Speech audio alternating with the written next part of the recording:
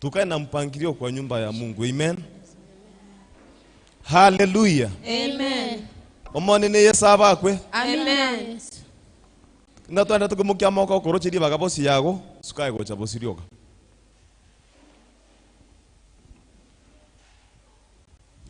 The good thing na Bible batali gosuka. Na bana no bali maega yaino.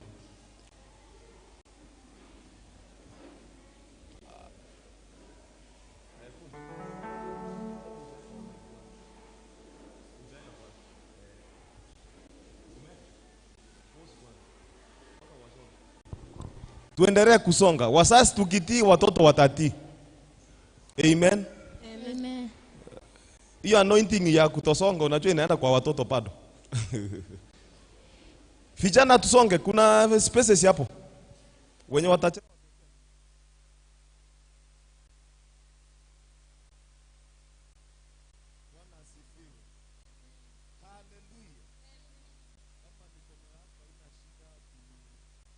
Let's wave to Jesus. Hallelujah.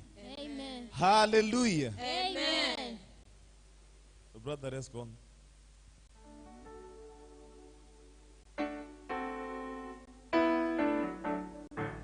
Tunaenda kuambia Mungu utukumbuke. Amen. Amen. Hallelujah. Amen. Na kama tunaongea tukiendelea kwa ibada, naomba tuache. Maongezi tutayafanya tukiwa nje kidogo. Hallelujah. Amen. Amen. Hallelujah. Amen. Yes. Utukumbuke Yesu, unapowasuru wengine twaomba utukumbuke, utukumbuke, utukumbuke, utukumbuke. Yesu twaomba utukumbuke, utukumbuke, utukumbuke, utukumbuke. Yesu twaomba utukumbuke, utukumbuke, utukumbuke.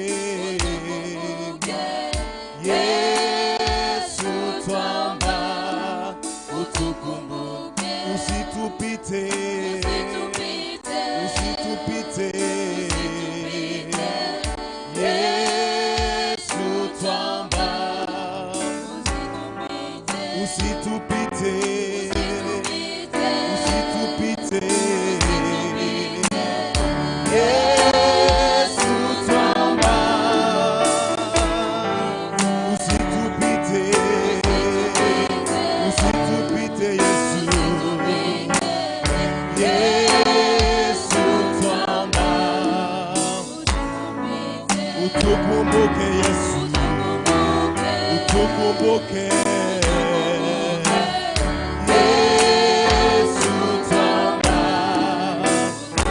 tunesa utukisa utukumbuke, utukumbuke. Yesu twaomba unyonge mimi, dhaifu mimi, unikumbuke. Unyonge mimi, dhaifu mimi, unikumbuke. Umasikini sasa ndio wimbo, unikumbuke. Utukumbuke Yesu, utukumbuke. Yesu twaomba utukumbuke, Yesu utukumbuke. Yesu twaomba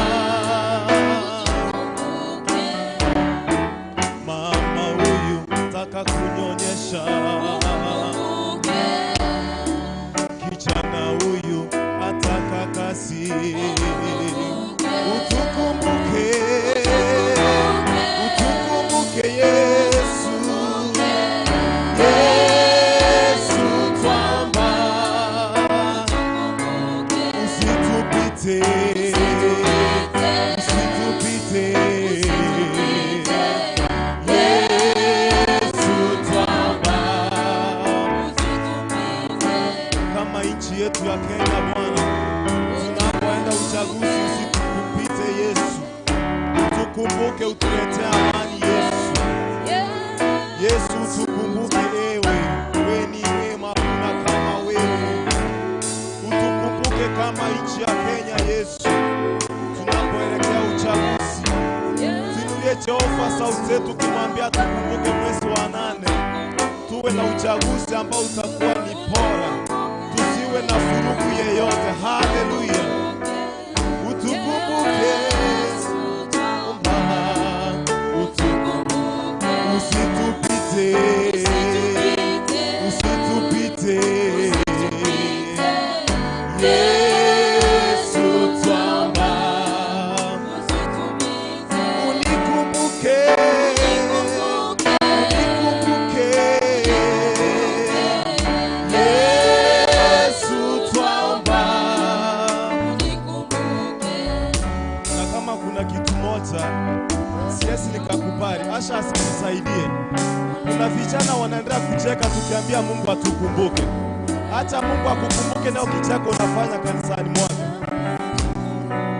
Haitapaki venye iko. Let's try to connect to Jesus. Na tumwambia tukumbuke kwa kila jambo. Hallelujah. Asha naomba mnisaidie tafadhali. Kuna vijana hapa nyuma wanaendelea kucheka tukiendelea kusema Yesu atukumbuke.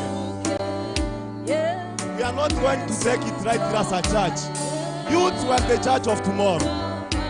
Hallelujah. Ukumbuke vijana wa Nyamataro Yesu. Utukumbuke. Yesu tuomba. Utukumbuke. Utukumbuke. Utuinue viwango vilivyo vya juu Yesu. Utukumbuke mwana wa Mungu. Utukumbuke.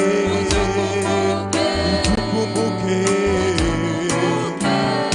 Yesu tuomba. Mimi nataka ushirika na wewe. Ewe Roho, mimi nataka ushirika na wewe. Roho, mimi nataka ushirika na wewe. Ewe Roho, mimi nataka ushirika na wewe. Roho, mimi nataka ushirika na wewe. Ewe Roho, mimi nataka ushirika na wewe. Mimi nataka ushirika na wewe. Mimi nataka ushirika na wewe. Mimi nataka ushirika na wewe. Ewe Roho, mimi nataka ushirika na wewe. Roho, mimi nataka ushirika na wewe. Nguvu kidogo. Ewe Roho, mimi nataka ushirika na wewe. Mimi nataka ushirika na wewe. Uniunganishe na mimi nataka Yesu. Mimi nataka ushirika na wewe. Ewe Roho, mimi nataka ushirika na wewe. Roho, mimi ushirika na wewe. Ewe Roho, nataka ushirika na wewe. Wayachukua maombi yetu watuombea kwa Mungu. Mimi nataka ushirika na wewe. Oh, mimi nataka ushirika na wewe.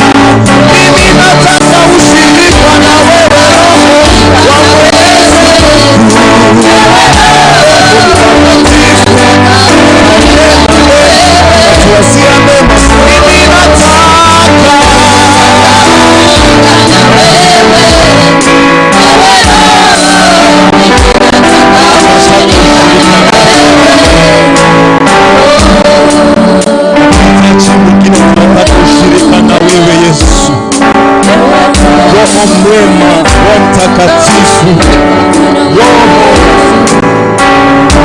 anayejali maslahi yetu, Roho Mtakatifu ambaye Yesu mwenyewe aliahidi ya kwamba atatuma awe msaidizi wetu.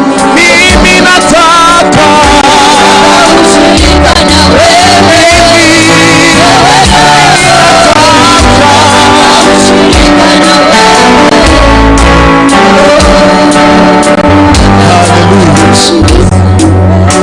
Hallelujah. Amen. Bwana asifiwe kanisa. Amen. Let's try to raise some standard kidogo. Amen. Amen. Tutoke hiyo ya yenye tumetulia tu. Tusiwe tunafanya drama. Hallelujah. Amen. Tukisema tunataka roho si ya kwamba hatuna huyo roho. Amen. Kuna mahali ambapo tunapata kimaisha tumekwaswa. Huyo roho Yesu alisema mwenyewe sitawacha kama yatima. So tukisema nataka ushirika na roho, acha tumaanishe kidogo. Amen. Amen. Hallelujah. Amen. Ni wangapi tunakubaliana tutainua kiwango kidogo tukisema tunataka roho, ushirika na Roho Mtakatifu. Hallelujah. Amen. So tuimbe tukimaanisha. Amen. Hallelujah. Amen. Tusiwe tu tunaimba hapa na tunamaliza bila kusaidiana. Amen. Huyo roho ndo Yesu alisema sitawaacha kama yatima.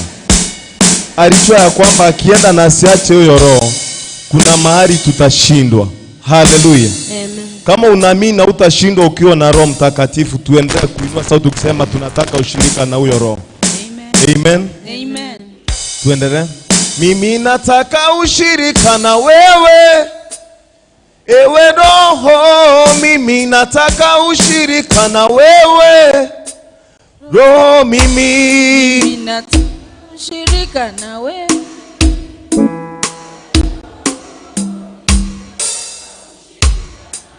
Sauti panda hapo kidogo.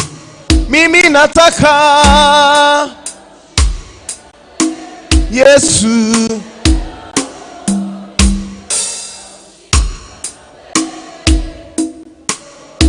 Sasa kuna mahali tunafika, anachukua maombi yetu, anatuombea kwa Mwenyezi. Hallelujah. Maana hata tuombe Kisungu mzuri, tuombe Kiswahili mzuri, bila roho, yeye ndo anainterpret. Amen. Hallelujah. Amen. So hata ile maombi nasamu kuambia Mungu, nyasambi ya mwana sokupoke. Thank you Jesus for making me to see another day. You might think that English so well. But roho anajua, anaweza sema, anasambia Mungu asante kwa kuamsha tuseme kama ni Steve. Na umesema thank you Jesus for making me to see another day. But then ameenda ameyeka Kenya anajua. Amen. Tuombe hata watoto wetu wawe na ushirika. Amen. Amen church. Amen. Tukisema amen tunasema iwe hivyo. Tusiwe wangwana sana. Amen. Amen. Ukiona ni sawa hata kuabudu Mungu kama umeinama ni sawa. Amen. As a sign of total surrendering. Amen. Mimi nataka ushirika na wewe, ewe roho, mimi nataka ushirika na wewe. Roho mimi nataka ushirika na wewe. Sauti siende Yesu. Ewe roho, mimi nataka ushirika na wewe. Roho Mimi nataka ushirika na wewe. It is personal. Wewe binafsi. Shirika na roho wa Bwana. Mimi nataka ushirika na wewe. roho mimi Ushirika na wewe.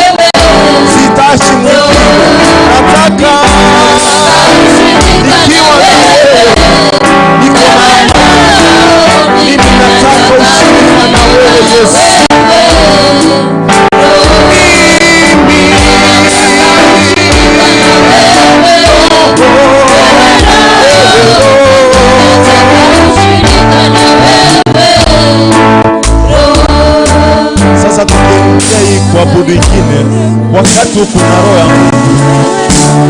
Aseke gusibago temo onko mote ore mbarabare noroche. Amen. Amen. You are a tree planted next to a river bank. Hallelujah. Amen. When you have that whole cost of car. Amen. You are moving from one step to another. Na kupenda, na kupenda, unyunyizi wangu, oh, na kupenda, na kupenda, na kupenda, unyunyizi wangu, oh, na kupenda, na kupenda, na kupenda, munyunyizi,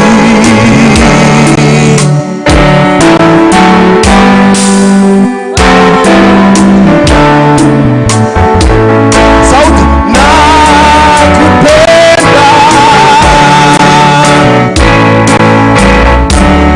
na kupenda,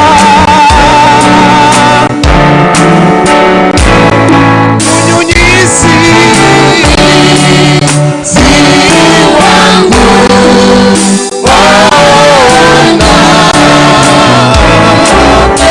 mimi nakupenda, mimi nakupenda Yesu,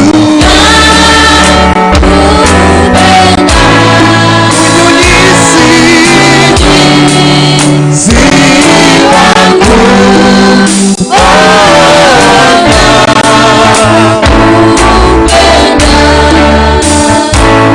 kama mti kando ya mto, ndivyo nilivyo, uachi ninyauke, nakupenda. Ambia Mungu kama mti ulivyo kando ya mto, kama mti kando ya mto, hivyo ndivyo tulivyo. Yes. Wachi ninyauke Yesu, si wangu.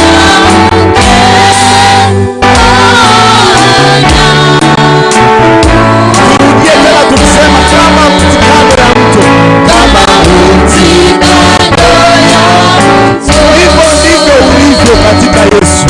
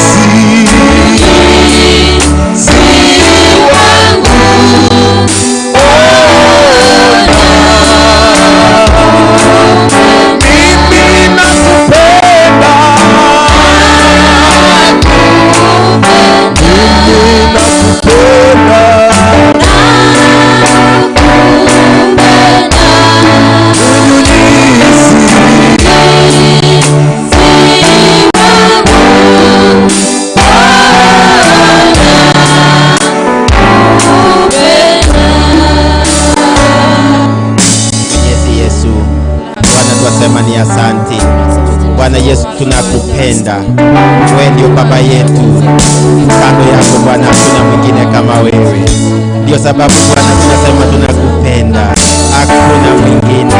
Asubuhi ya leo Bwana tunanyenyekea. Tunasema ni asante. Bwana umekuwa nasi. Bwana tunakupenda. Hauiwi. Tuendelea kukupenda Bwana kwa sababu wewe ni baba yetu. Oh Jesus. Mwenyezi Mungu, asubuhi ya leo tuacha mbele zako. Tuwasema ni asante. Asante sana Bwana kwa sababu ya mapenzi yako. Tuwasema Bwana, tunapoanza mkutano wa siku ya leo, Bwana uwe katikati yetu. Sisi wenyewe Bwana hatuwezi. Tunyenyekea mbele Bwana miguuni mwako Bwana. Tuwasema ni asante. Na leta wasee wote wa kanisa mikononi mwako. Wamama na pamoja na watoto wote Bwana mikononi mwako. Tunyenyekea tukisema ni wewe tu, hakuna mwingine kama wewe. Tuomba tukiamini kwa jina la Yesu aliye Bwana mkombozi wetu. Amen. Amen. Tupige Bwana makofi tunapokaa. Amen. Nataka uangalie mwenzako, umwambie unampenda na upendo wa Yesu. Ni ukweli? Hebu muangalie vizuri. Mwambie nakupenda na upendo wa Yesu. Amen. Amen. Hiyo ndio mapenzi tunatakiwa tuwe nao katika nyumba ya Bwana. Tupendane na upendo wa Yesu. Amen. Tunaposoma katika kitabu ya Yohana Mtakatifu, the book of John, chapter 9, verse 25. John chapter 9, verse 25. The Bible says, he replied, whether he is a sinner or not, I don't know. One thing I know, I was blind, but now I see. Bwana Yesu asifiwe. This is one man who was born blind. Mtu mmoja ambaye alizaliwa akiwa kipofu. Lakini kwa sababu ya mapenzi ya Mungu, this man was healed. Akapona, akaanza kuona. Bwana Yesu asifiwe sana. But the Bible says, sio watu wote walifurahia wakati alipata uponyaji. Wengi wakaanza kumuuliza, what happened? Imekuwa kuaje mpaka ukakuwa hivi? Alijaribu kuambia, but they were not satisfied. Ikabidi waende mpaka kwa wazazi wa huyu kijana.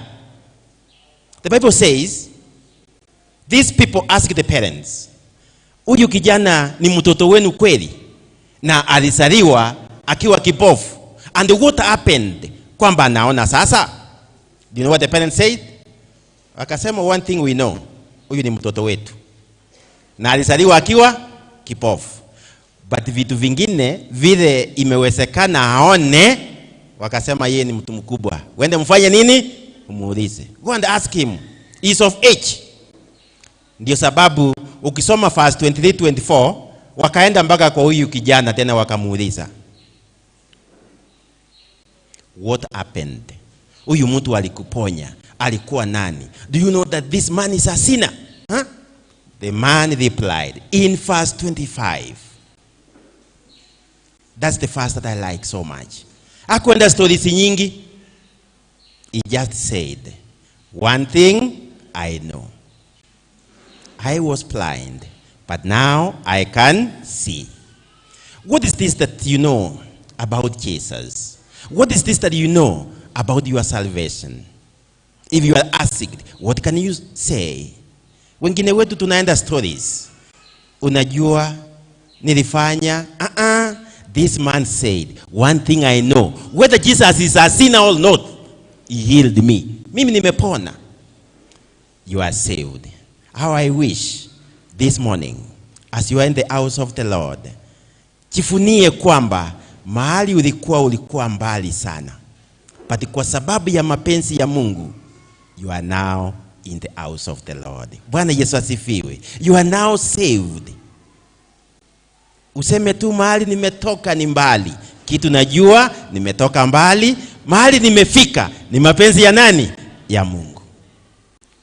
Asifiwe Mwokozi. Before nimlete secretary atupatie matangazo, nataka nilete tangazo moja. Tangazo moja kwamba brother wetu Apostle Mbaka alipoteza babake. Mipango ya mazishi ya mzee inaendelea, likely to be this week, on Friday or Thursday, lakini tutaambiwa. Ningependa tuendelee kuombea hiyo familia, na wakati ni hapa njiani tu, tembea huko, fariji familia.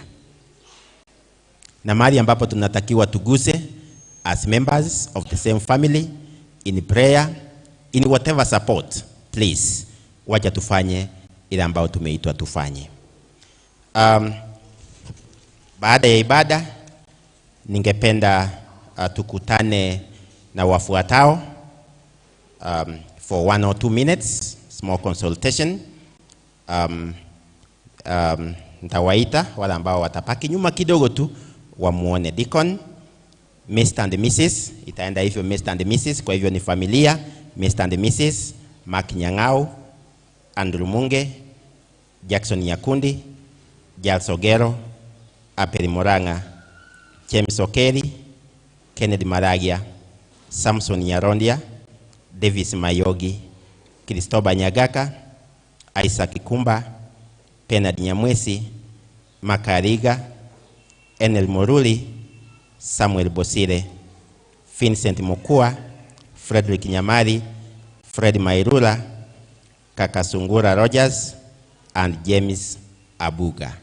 Ikiwa umesikia jina lako kwa unyenyekevu mwingi, baada ya ibada dakika 2 tu tubaki nyuma, we share before we go home. Wakati huu nataka niseme Mungu wetu ni mwema. Napomleta secretary, our chief Asha kwa niaba ya secretary wetu atuletee matangazo, atuletee choirs, wasee waendelee kujipanga na hiyo wimbo ambayo iko kwa bulletin. Kwa hiyo wasee wote tujipange, tukiitwa tukuje na bulletin zetu. Karibu sana secretary kwa matangazo. May God bless you so much.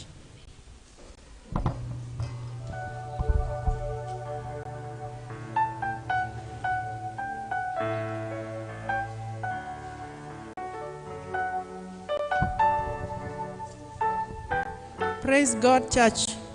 Bwana Yesu asifiwe. Salimia mwenzako, umwambie karibu katika nyumba ya Bwana. Msalimie ukismile. Tukiwa katika nyumba ya Bwana tunatakikana tuwe na furaha. Hata ile shida ulikuwa nayo kutoka nyumbani, ukifika katika nyumba ya Bwana unaisahau. Ndipo tuweze kupokea baraka sisi wote. Matangazo ni kama ifuatavyo.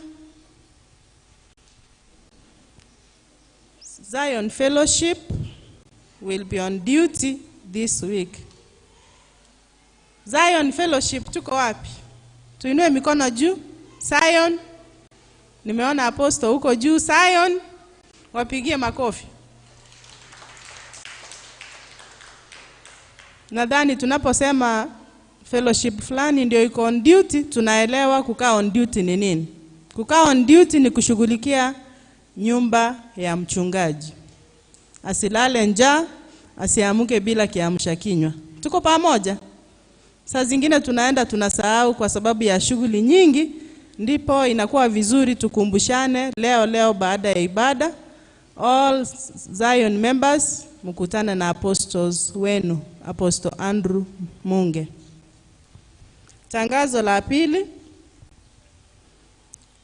tumeambiwa we update our BBF. BBF, to update ni kutoa pesa. We are giving 50 shillings in a month, 300 shillings after 6 months, 600 shillings in a year. Sindio? Na tunajua hizo pesa zinatusaidia nini. Kwa hivyo tumeambiwa ikiwa hujaweka record yako vizuri, uone secretary wako wa fellowship, ufanye vile inatakikana.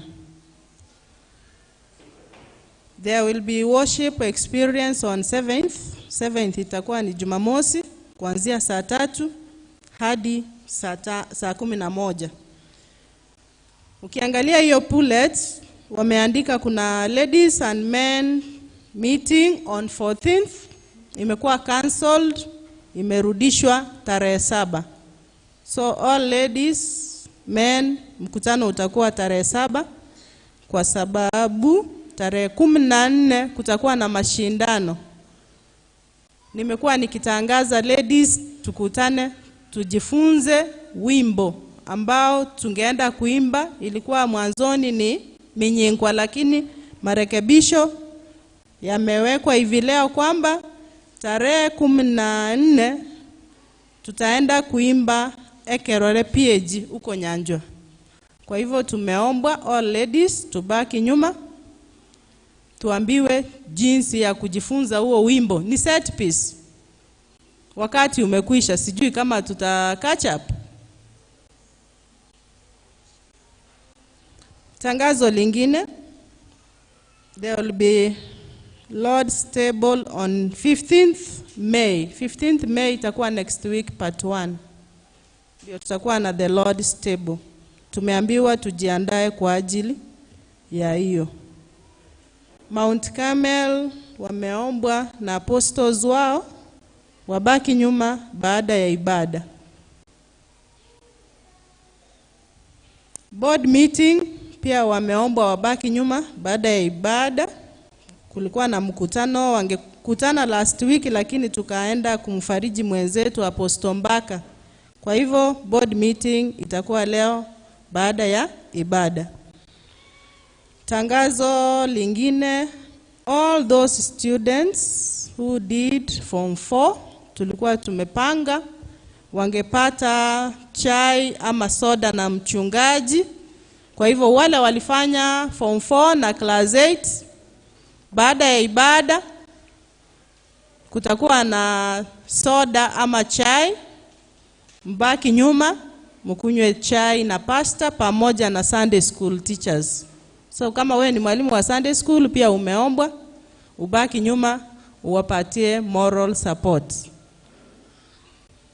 Kuongezea na hayo, hivi leo pia tutaombea wanafunzi ambao walifanya class 8 wanaenda kujoin form 1. Tunajua reporting date itakuwa Wednesday. Kwa hivyo ikiwa uko na mwanafunzi ambaye atajoin form 1, pastor atawaombea hapa leo.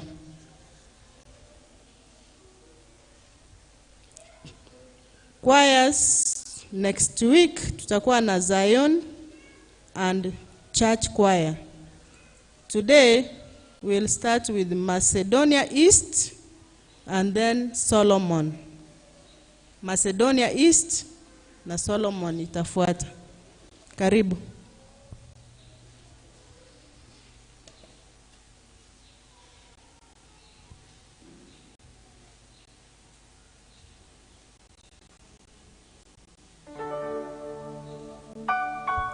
Ni kama Macedonia East hawako tayari. Kwa yote aliyotenda sitaacha kumsifu Bwana. Sitaacha kumsifu, sitaacha kumsifu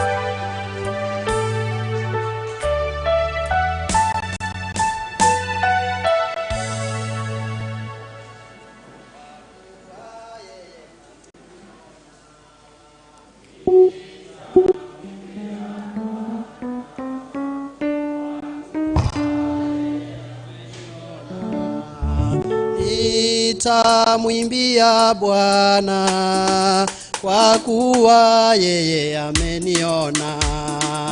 Nitamwimbia kwa kuwa yeye ameniona. Nitamwabudu Bwana kwa kuwa yeye ameniona.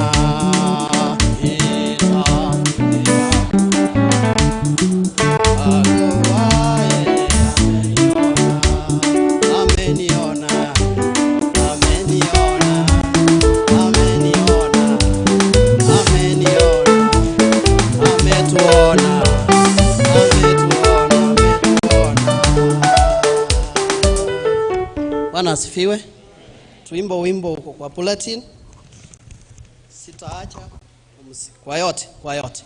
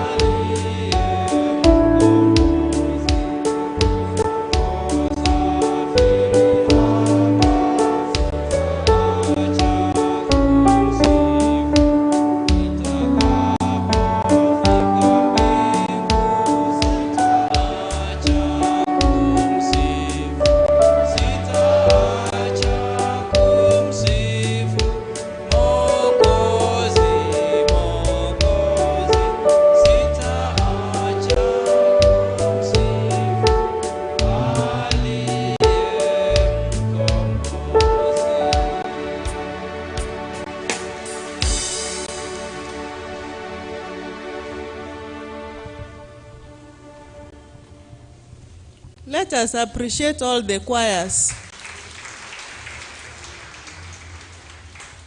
Aya, asante. Praise. Biamono, biamono, biamono, Nyasaye.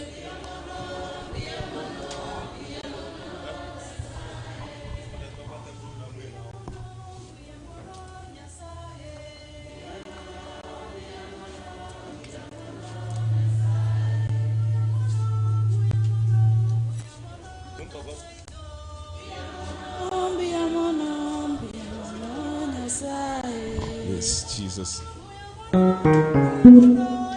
Hallelujah. Biamono, biamono, biamono, Nyasaye. We are one, no tata. We are one, no tata. We are one, no tata. We are one, no tata. Jesus. Hallelujah. Obuya bonsino wa otata.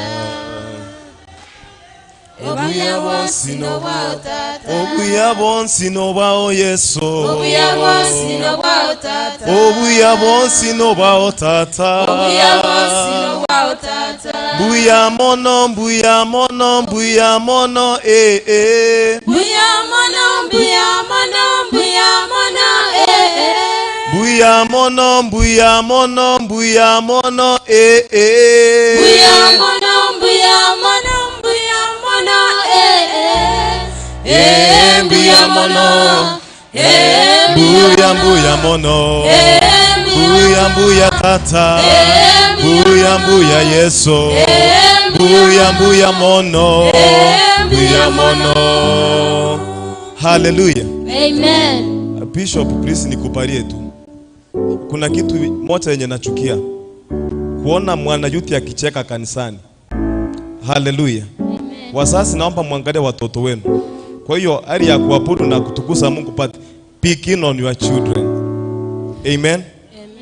There's no one who is untouchable in the house of my Father. Hallelujah. If you know what brought you here, just do it. Even for 1 minute and you go. Tusika hapa sana tuimbe. Tuseme leo tulimba vizuri. Lakini hakuna kanisa ya kesho. Hallelujah. Let me do the necessary for many, which is necessary for God. Hallelujah. Naomba shamoja asimame kwa hisi pira hapa katikati tu. Paka huko kwa youth tu. Hallelujah. Parents, sisi tuko kwa future yetu. But what about the future of tomorrow? Tutaacha nani? Kwanza youth wote mkucha hapa mbele. If you know you are a youth, just come forward. Wasasi msonge nyuma, fichana wakae kutoka mbele. Munisamee kwa hiyo tafadhali. Wasasi tusonge nyuma, fichana wakae kutoka mbele. Ndio muangalie kenye wanafanya. Because from your packs, siwezi kuona mtoto anafanya nini. Hallelujah.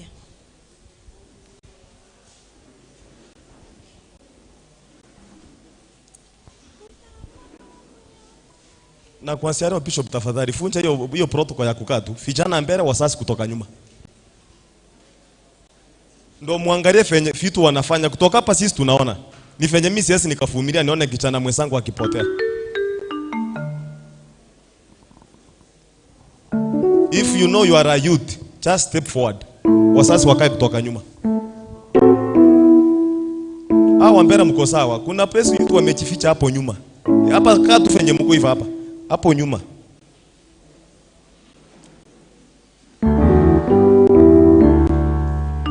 Hata mtoto kama si wako akifanya makosa, murekebishe.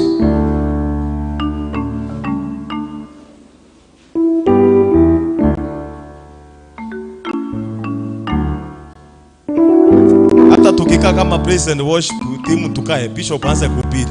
Hiyo ni tumefanya ibada mzuri. Amen. Si lazima tukuja hapa tuimbe ndio mchungaji akuje kuhubiri. Amen. Hallelujah kanisa. Amen. Maybe hiyo ndio task yenye nilipewa Nyamataro. Kila mtu kuna kitu umepewa, kitumie kwa nyumba ya Bwana vizuri. Amen. Ukiona makosa na usiseme, utakuja kuhesabiwa. Hallelujah. Kuna wasasi wako huko nyuma? I hope nyinyi wote wako hapo nyuma ni wasasi, watu wakubwa peke yake. Muangalie hao vijana wenzetu.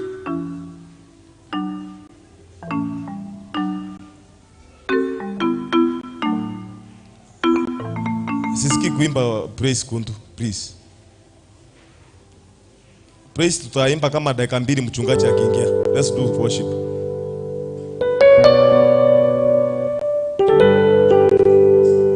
Now let's focus to Christ and Christ alone. Hallelujah. Tuangalie na tuangalie Yesu peke yake. Thank you Jesus. Asante Yesu. As a sign of surrender, let's raise our hands, Jesus. Worship you. Tunilie Jehova mikono. Maana maana peke yetu hatuwezi. Tunachoona kinashindikana kwa mwanadamu, kwa Mungu kinawezekana. Hallelujah. Watoto nasema tuinulie Jehova mikono. Kama mikono yako haina shida yoyote, tuinulie Yesu mikono. Na kama iko na shida, amini ya kwamba imepona. Maana kuna nguvu katika yeye.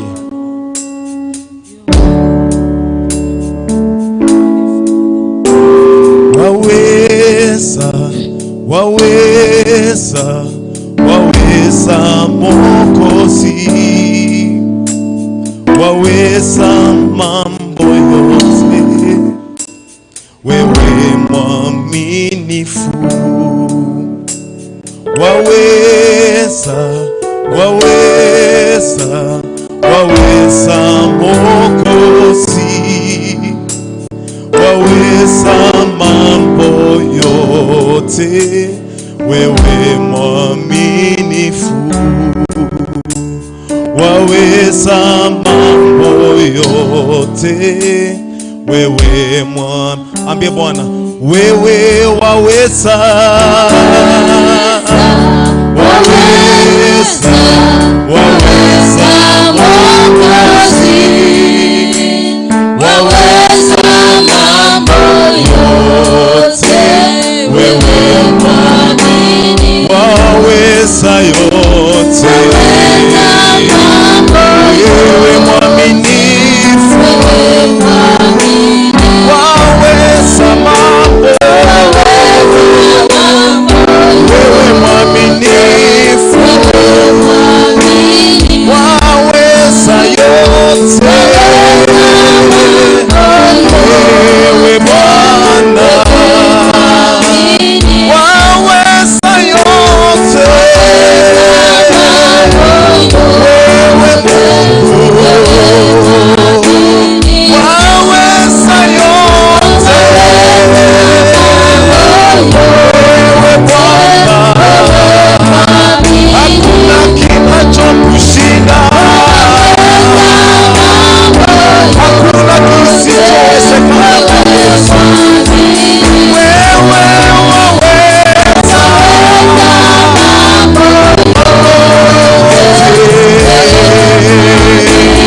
waweza yote,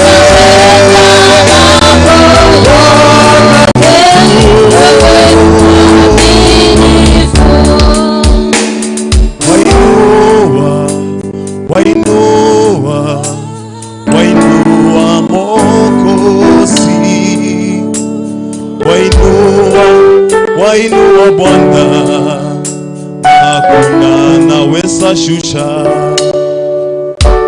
Unaponya, unaponya, unaponya magonjwa yote Yesu yanayoshindikana kwa mwanadamu.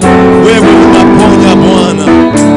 Hata hiki kisasi chetu Bwana, ni wewe utakiponya Yesu. Mahali ambapo tunaona ni fema machoni petu Yesu, kumbe ni njia haistahili kwako Yesu, tunakulilia tukikwambia utusaidie Yesu, maana tunajua unaweza. Kanisa tunie sauti kusema waweza. Wewe waweza, waweza, waweza Mwokozi, waweza mambo yote, wewe mwaminifu. Jehova, leta vijana wa kanisa hili wakaweze kuwa watoto wako. Tunahitaji kisasi hiki Yesu kikutumikie na nguvu kilicho nazo Bwana wote. Unaweza Yesu, unaweza yote, wewe mwaminifu. Bwana Mungu wangu, ninakupenda. Bwana Mungu wangu, ninakupenda. Umefanya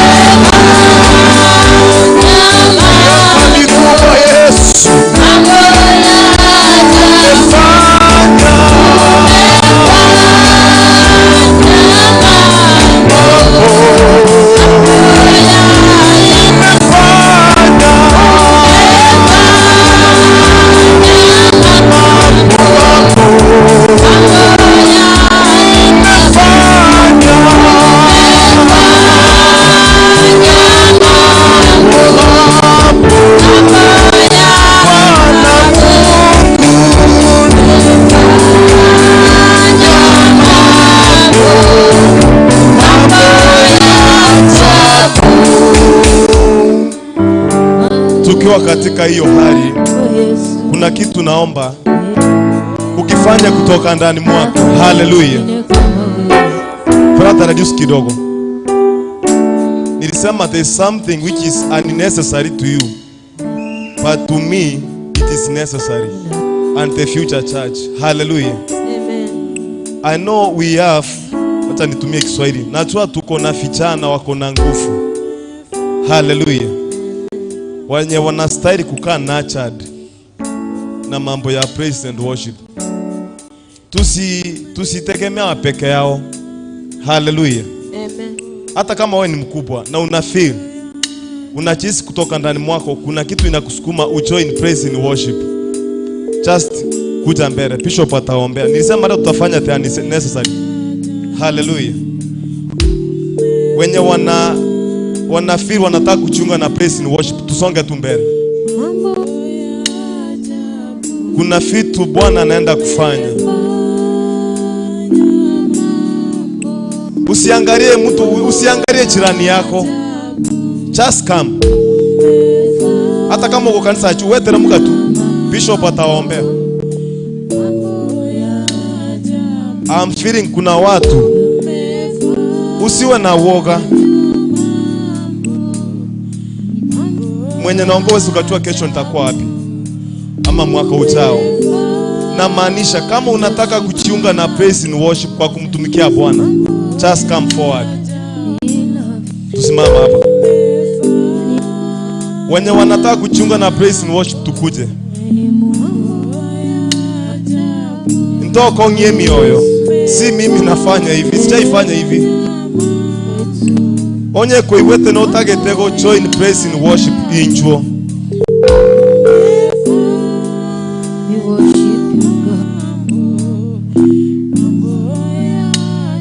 Brother, naomba uishika kabisa.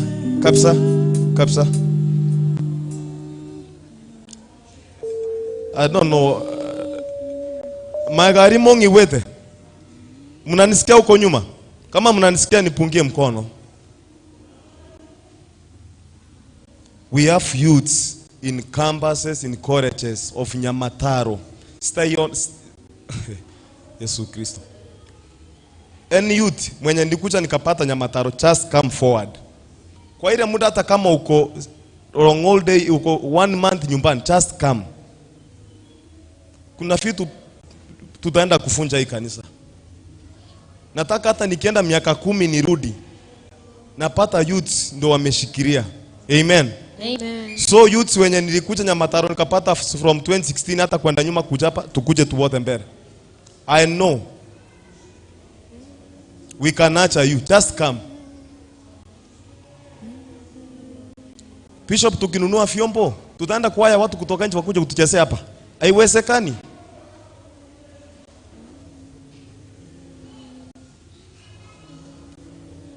Msione na wapoteze, I'm wasting your time. Just come.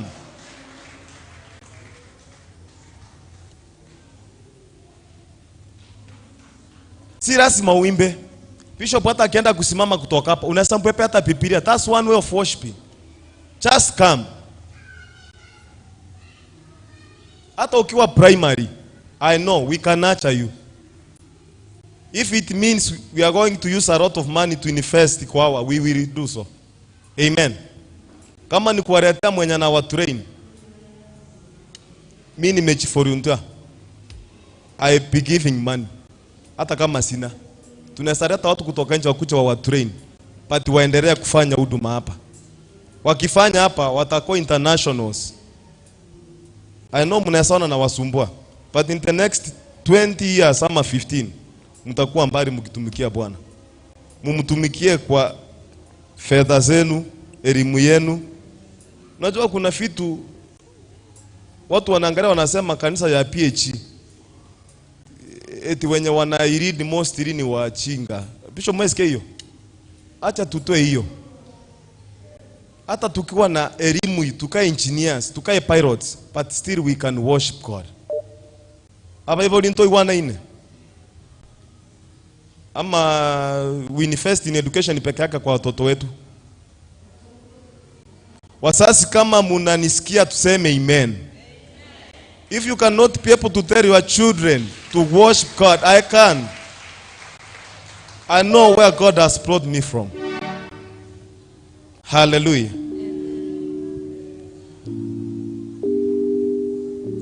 Hata Bishop ni tusipoimba praise, mbinguni imefurahia. Ni wangapi wanachoimba inasema okorira maya Yesu okorira maya tebe.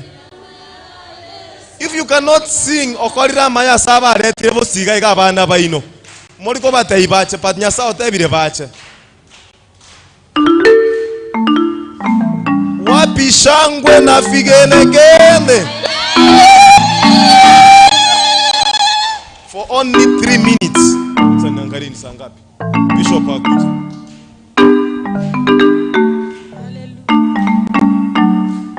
Ikifika hiyo dakika 3 kisha usimamishe tu keyboard.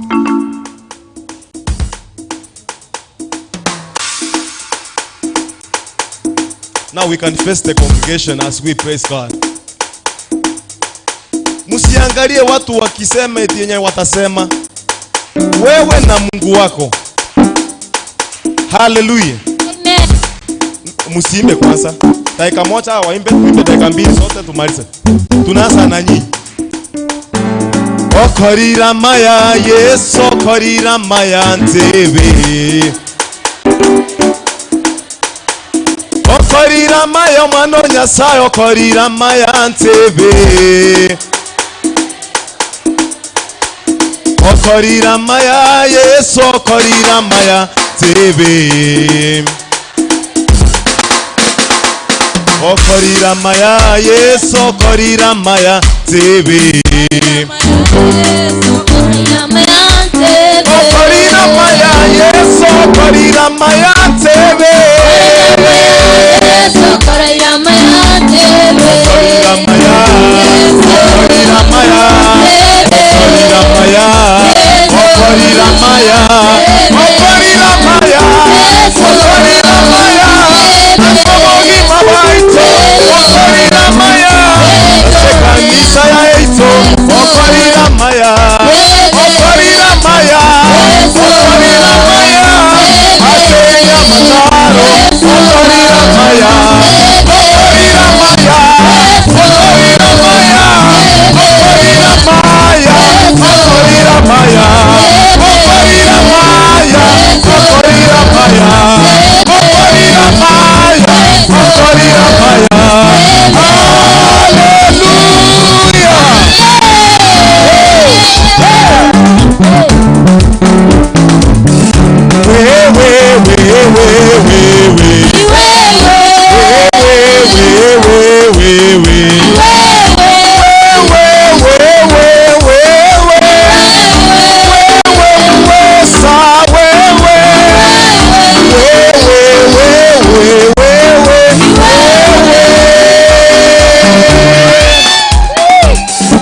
Amen.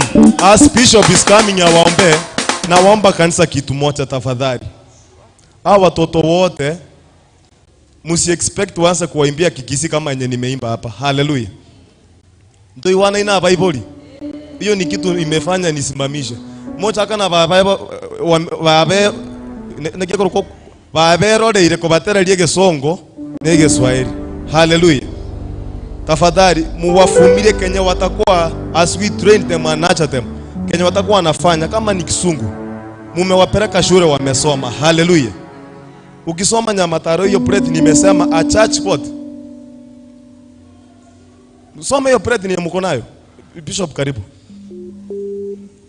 Soma hiyo preti kuna vision ya kanisa ama inasema nini?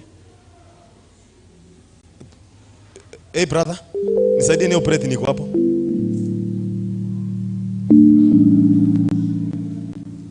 Mocha nisaidie na preti. There's something which is written there. Thank you.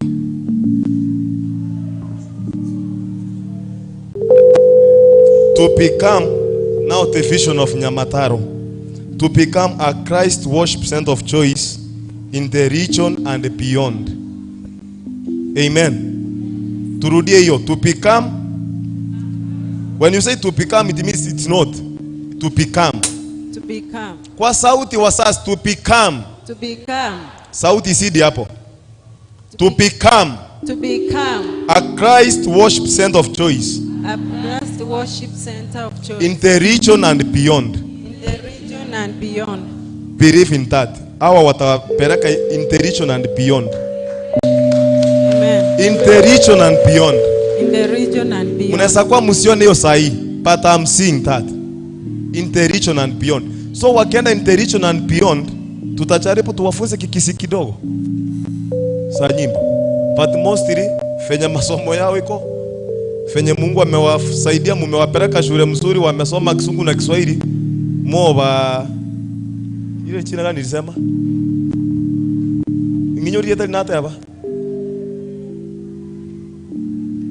nginyori yeta lili baba ile ya baba sako mote na babero ile, yes. Sasa watakuwa wanawalinkia bacha kobero na bamayete Yesu. Amen. Amen. Amen.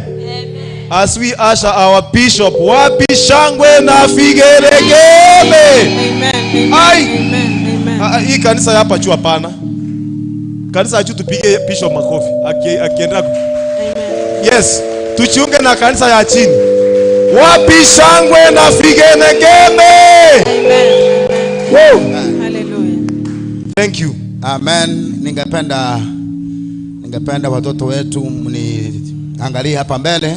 Abana baitu tuligeri gochaga ega mutwe. Mmefanya uamuzi uliopola. Mwakorire uko na chokoro kuya. Na ninaamini kwamba Bwana atawasaidia na mtaenda mbali. Mono. Mnaweza kuwa mnaendelea na masomo yenu. Nonyamogenderete na masomo ino. Na bado mnaweza kuendelea kumtumikia Mwenyezi Mungu. Naende na umoko gendera kumukorera umunene Nyasaye. Maana bila Mungu hamwezi mkafaulu katika maisha, hata kama mtakuwa mko na elimu nyingi.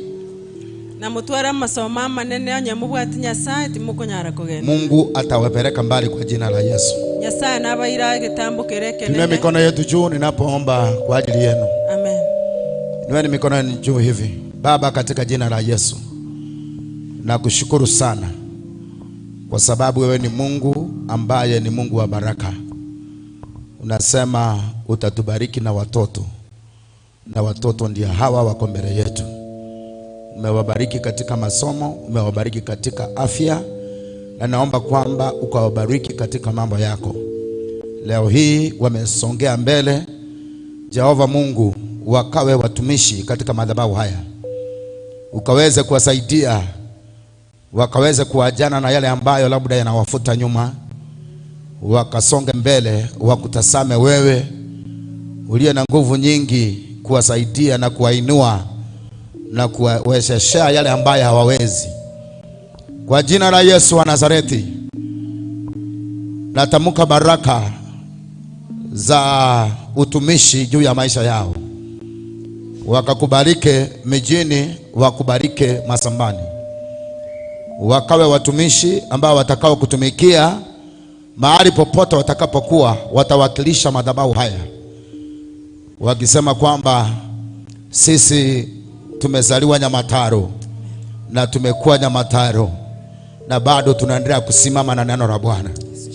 Asante kwa sababu wewe ni Mungu mwaminifu. Utasimama pamoja na wao, utawaondolea majaribu ya kila njia yanayosababishwa na wale ambao wanaotembea pamoja na wao. Jehova Mungu, ukawatenge kuanzia leo, wasimame mpaka Shetani asangae. Nimevunja kila nguvu zote zinazotafuta maisha yao, kila maroho yanayofuata maisha yao. Wengine wamekosa tamaa, wamekata tamaa ya kuendelea katika masomo, wengine wamekata tamaa ya maisha haya. Baba, naomba ukaweze kuwasaidia. Simama pamoja na wao, watende mema. Nimewachovya ndani ya damu ya mwana kondoo. Kuanzia leo na kuendelea watasimama, watakuwa na nguvu siku baada ya siku kwa ajili ya kazi yako. Kwa jina la Baba na Mwana Roho Mtakatifu nimeomba na kuamini. Amen. Amen. Barikiwa kabisa na Bwana watendee mema kwa jina la Yesu Kristo. Kuanzia leo jiunge pamoja na praise and worship. Jiunge pamoja na vijana wengine ili kazi ya Bwana iweze kuendelea kwa jina la Yesu. Na wakaribisha nyote katika nyumba ya Bwana, wakubwa kwa wadogo, wale ambao mmepata nafasi kuingia mahali hapa. Wageni wetu ambao mko ndani ya nyumba hii, karibu kabisa. Bwana Yesu anawapenda na mmekuja katika mahali pake, na katika nyumba hii mambo yote yanawezekana. Katika nyumba hii unaweza kuja kama umefunjika moyo, utaenda nyumbani ukiwa Bwana amekutembelea. Utakuja katika nyumba hii ukiwa wewe ni mgonjwa, kuna nguvu za kuleta uponyaji katika maisha yako, maana Kristo Yesu anaweza mambo yote. Karibu katika mwezi wa 5, Jumapili ya kwanza tarehe 1. Mungu ndiye ametusaidia kufika umbali huu, sio kwa uwezo wetu. Ni Mungu amesimama pamoja na wewe. Kuna mambo mengi yangekufia mwezi jana. Ulisambuliwa na magonjwa, kuna mambo yaliweza kukufinya kabisa, lakini Bwana akakutetea. Umeingia katika mwezi wa 5 na tumeanza kwa uwezo wa Mungu. Naomba katika mwezi huu Bwana atembee pamoja nasi. Bwana akaweze kutushika mkono, atuongoze katika njia zake, akaweze kutuongoza katika majani mabichi, mahali ambapo hatujui ni nini iko mbele. Bwana akaweze kuchunguza mwenyewe. Tunapoingia mwezi mpya, tunapojipanga vile tutafanya katika mwezi huu, Shetani nayo upanga ni yapi yatatupata katika mwezi ambao tumeweza kuingia. Lakini tunaomba mipango ya adui ikaweze kuvunjika yote, mipango ya Bwana ikaweze kutimia.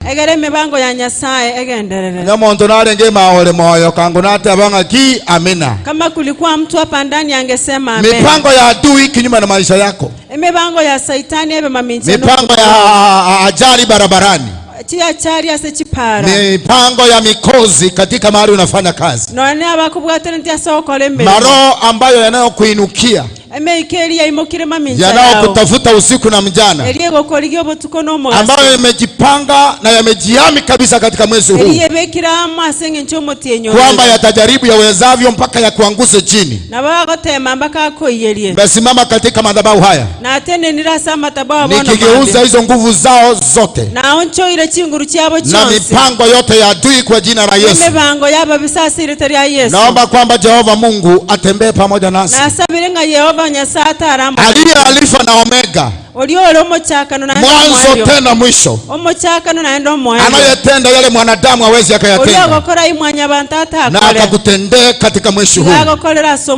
Kuna mambo hukufaulu mwezi jana, ukapanga haikutendeka, ukaweka kila kitu tayari, lakini mambo hayakufanyika vile uliweza kupanga. Mwezi huu Bwana Mungu akatimishe kwa jina la Yesu. Kile haukuweza mwezi jana, Bwana akakusaidie, akupe nguvu, ukakiwezeze katika mwezi huu, na ni kwa jina la Yesu wa Nazareti. Sema amina kwa jina la Yesu. Oh, haleluya. Amen. Ninakwambia wewe ni mtu wa Mungu, licha ya kuitwa majina mengi. Wewe ni mtoto wa Yahweh, na wewe Mungu anakuchungulia. Ameweza kuandika jina lako lako katika mkono wake, na adui hawezi akang'oa jina lako kutoka mahali Mungu ameweza kuliandika. Na chochote Jehova alichopanga katika maisha yako lazima kikatimie kwa jina la Yesu. Oh, haleluya. Chochote Mungu amepanga, kile Mungu amepanga katika maisha yako, hata kama miaka itaenda, Mungu atatimisha. Ni mwaminifu, maana anasema anajungulia neno lake ili akaweze kulitimisha kwa majira na wakati wake. Haleluya. Bwana asifiwe. Nilikuwa nawakaribisha katika nyumba ya Bwana. Karibu tuweze kubarikiwa pamoja katika siku ya leo. Amen. Nataka nisome kutoka kitabu cha Luka mtakatifu. Mtakatifu. Najua timu yetu ya mwaka huu ilikuwa ni kwamba kurejesha yote.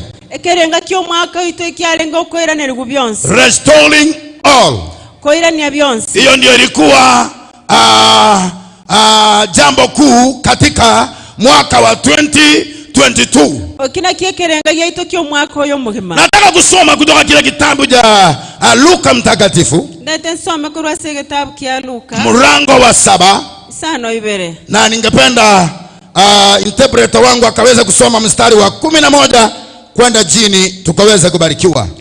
Luka 2 ochakere 10 ya mogotirimbuka egotebaiga nyuma asaya akagenda omochi okorokwa 9 aborokuwa baye bakagenda monere na abantu abange nabo agachegoika ange asegeita kiomochie rora awondi kiarengo egetondo kebogoire gocha isiko omwana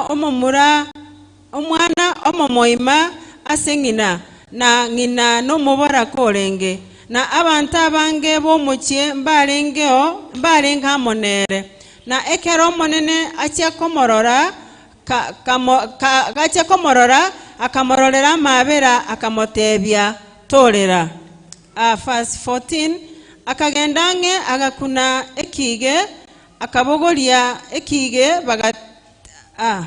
akagendange agakuna ekige ababogoria ekige bagatenena eli agakwana omomura nagotebire emuka omontoria egetonda akaboka agaikaransa agachaka gukwana Yesu akamoangina omondoko ukabwata bonsi bagatogia Nyasaye bakobora omubani omonene orokire asegati yaito na Nyasaye ocheira abantu baye na Nyasaye ocheire abantu baye chinkuma chiaye chigasalera asense yonsi ya Buyahudi na ense yonsi ya etanaine.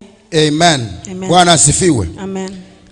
Najua umesoma katika lugha ya fashion ulikuwa nayo Kiingereza, Kiswahili umesoma, lakini tumesoma katika lugha ya Kikisii. Bado tunaweza kukuletea mambo ukaweze kuyapata kabisa. Biblia inasema inazungumzia kuhusu Kristo Yesu alipokuwa ameambia wanafunzi wake wavuke waenda katika ngambo nyingine. Liri kutwasomere okwanekero Yesu atebeti aboroku baye batamboke bagenda omuchoro koroku 9. Walipokubaliana waweze kufuka waende ngambo nyingine, keraba iwana letenga ba tamboka orochi bagenda ensemeliende, wakaenda yeye pamoja na wanafunzi wake. Yesu akagenda mona aboroki wabaye, na alipoenda pamoja na wanafunzi wake ekerachieta mona aboroki wabaye, Biblia inasema kwamba walipokaribia kuingia mji wa Naini, ebuko yatenekero konyora baberange goswasegesieli kia Naini. Mji wa Naini unamaanisha beauty. Ama jina Naini linamaanisha beauty ama pleasant. Naini eliminate asaga yago segento kerekia. So walikuwa wanaingia katika huo mji. Konyora basoira somo chioyo. Na walipokaribia kuingia, konyora kero babeirange goswa, Biblia inasema kwamba wakapata watu wengi wakitoka ndani ya mji. Biblia hotenga bakanyora banta bange bagosoka kurwa. Na watu walikuwa wamebeba mufu ama marehemu. na abantu abeba imogeti konyoro omuntu oyo okure. Mama mmoja katikati ya umati wa watu wengi alikuwa analia zaidi kuliko watu wote. Omongi noyo mogati kati abantu abunigare kolera monoko bwa bonse. So Yesu alipoingia ndani ya mji, ekero Yesu asoeta somo chio yange, na akapata watu wako na msafara kutoka ndani ya mji, akanyora abantu baroberete kurwa somo chio ime, akapata huyo mama mwenye alikuwa analia zaidi, akamwendea akamwambia usirie tena.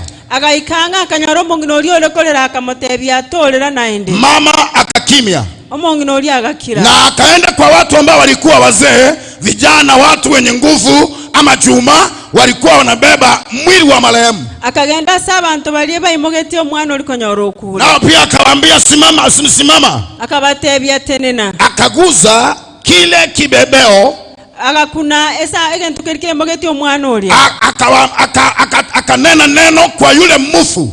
Agakwana lingana asori konyora okure. Akamwambia kijana, akamotebia yo mumura, simama. Tenena. Na yule jamaa akaketi na akasimama. Omomurolia agaikaransa. Yule ambaye alikuwa amekufa. Olikonyoro yokure. Na aliposimama, ekera tenene, ama alipoketi na akasimama, ekera ikaransa na ndaga tenene, Yesu akamchukua akampeana kwa mama yake. Yesu akamwemokia akamwama mumwabo. Kulikuwa na wanawake wengi, abakungumba alengo abange, lakini Yesu akupeana yule mtoto kwa mama yeyote. Yesu taeti momongi nonde bwensi omwana oli, alipeana kwa mama ambaye ni mama yake mzazi.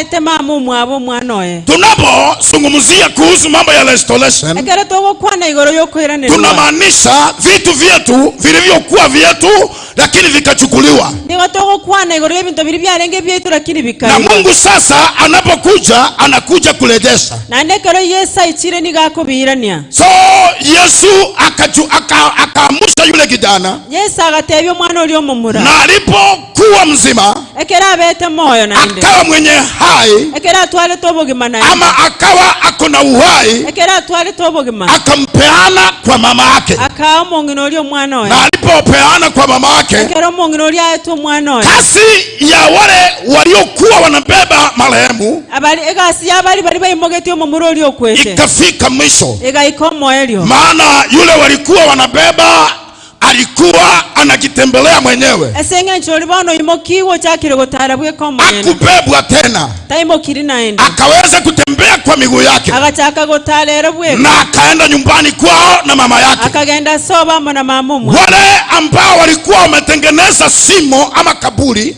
konyora bali bare osirengo lelia sare go chikana, maana walikuwa wanampeleka makaburini, esenjo bare ko moira sabantu wamuondoe ndani ya mji, kibara somo chole, ili ikiwezekana wachukue plot ya yule mama. egere banyare bakoiro mugondo bwo mongiro, Maana Biblia inasema yule mama alikuwa ni mjane, esenge chembili ko gotengo mongiro liga alikuwa amepoteza mume wake, konyoro mugako yo sirire, na mtoto mmoja alikuwa naye, sijui kama wengine walikuwa wamekufa. abande kerekenda abande konyora basira kino, So ikawa amebaki na mmoja, na yule mmoja akafa. oya moyo bwe ko tigali tunaendaga kwa Yesu akaingia mahali pa kupendeza, mji wa kupendeza, Yesu agasogia omochio yorenge bwoko go ambayo unaitwa Naini, oyo okoro kwa Naini, mji ambayo unatoa manukato mazuri, omochie oyo okorusia, lakini ndani kuna kifo, ndani kuna watu wamevunjika moyo. lakini mabantu baro bakuye. Yesu akaingia Naini, Yesu agaswaga ali Naini, mji ambayo ulikuwa beauty,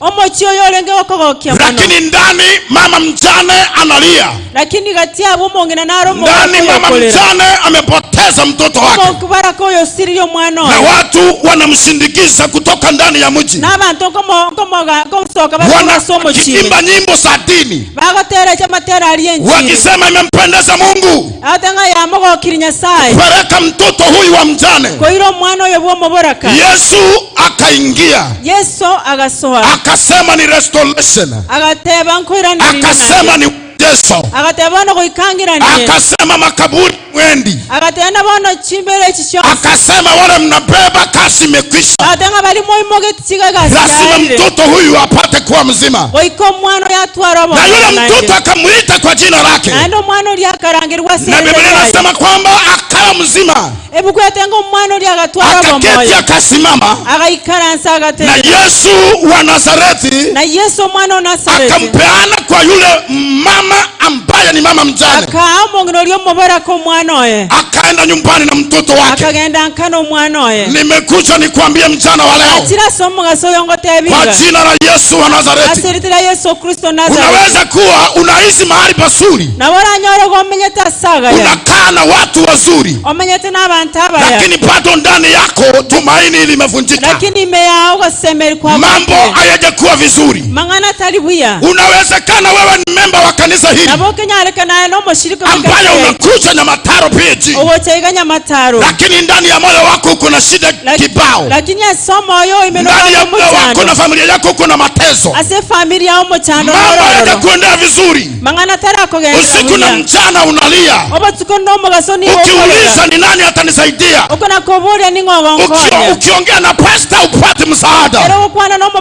Ukiongea na viongozi wa kanisa msaada upate. Unashindwa uweze kuenda wapi?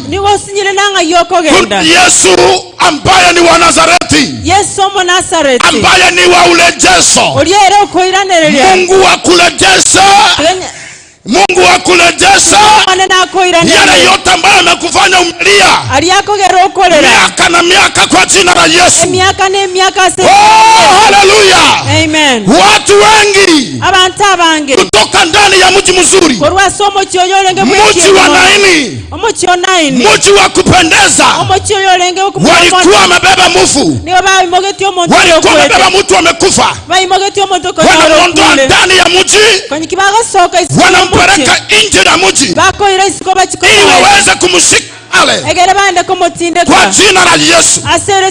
Ni watu wangapi vile ninavyoongea hivi wanakaa vizuri, wamejenga vizuri, wako na gari wanakaa ndani, zingine zimekaa nje, lakini wana mateso mengi, wanasumbuliwa na magonjwa, wana mambo yamewasumbua, watoto wamewateza, wengine wanakunywa wanavuta pangi, wengine wanajitunga madawa ya kulevya, lakini wanakaa vizuri.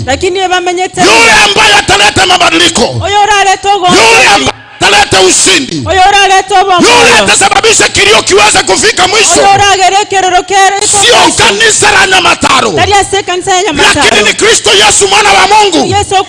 Yeye ndiye ataleta mabadiliko, na katika jina la Yesu. Kama uko hapa sema amina. Ni watu wangapi leo hii wengine hawakulala kwa nyumba, wengine walilala kwa nyumba zingine, walipotea, walikosana, kila mmoja akaenda kulala katika rumu yake, na leo umekuja umedunga, leo umekuja uko sawa. Watu hawawezi kujua mateso unayoyapitia, lakini Jehova,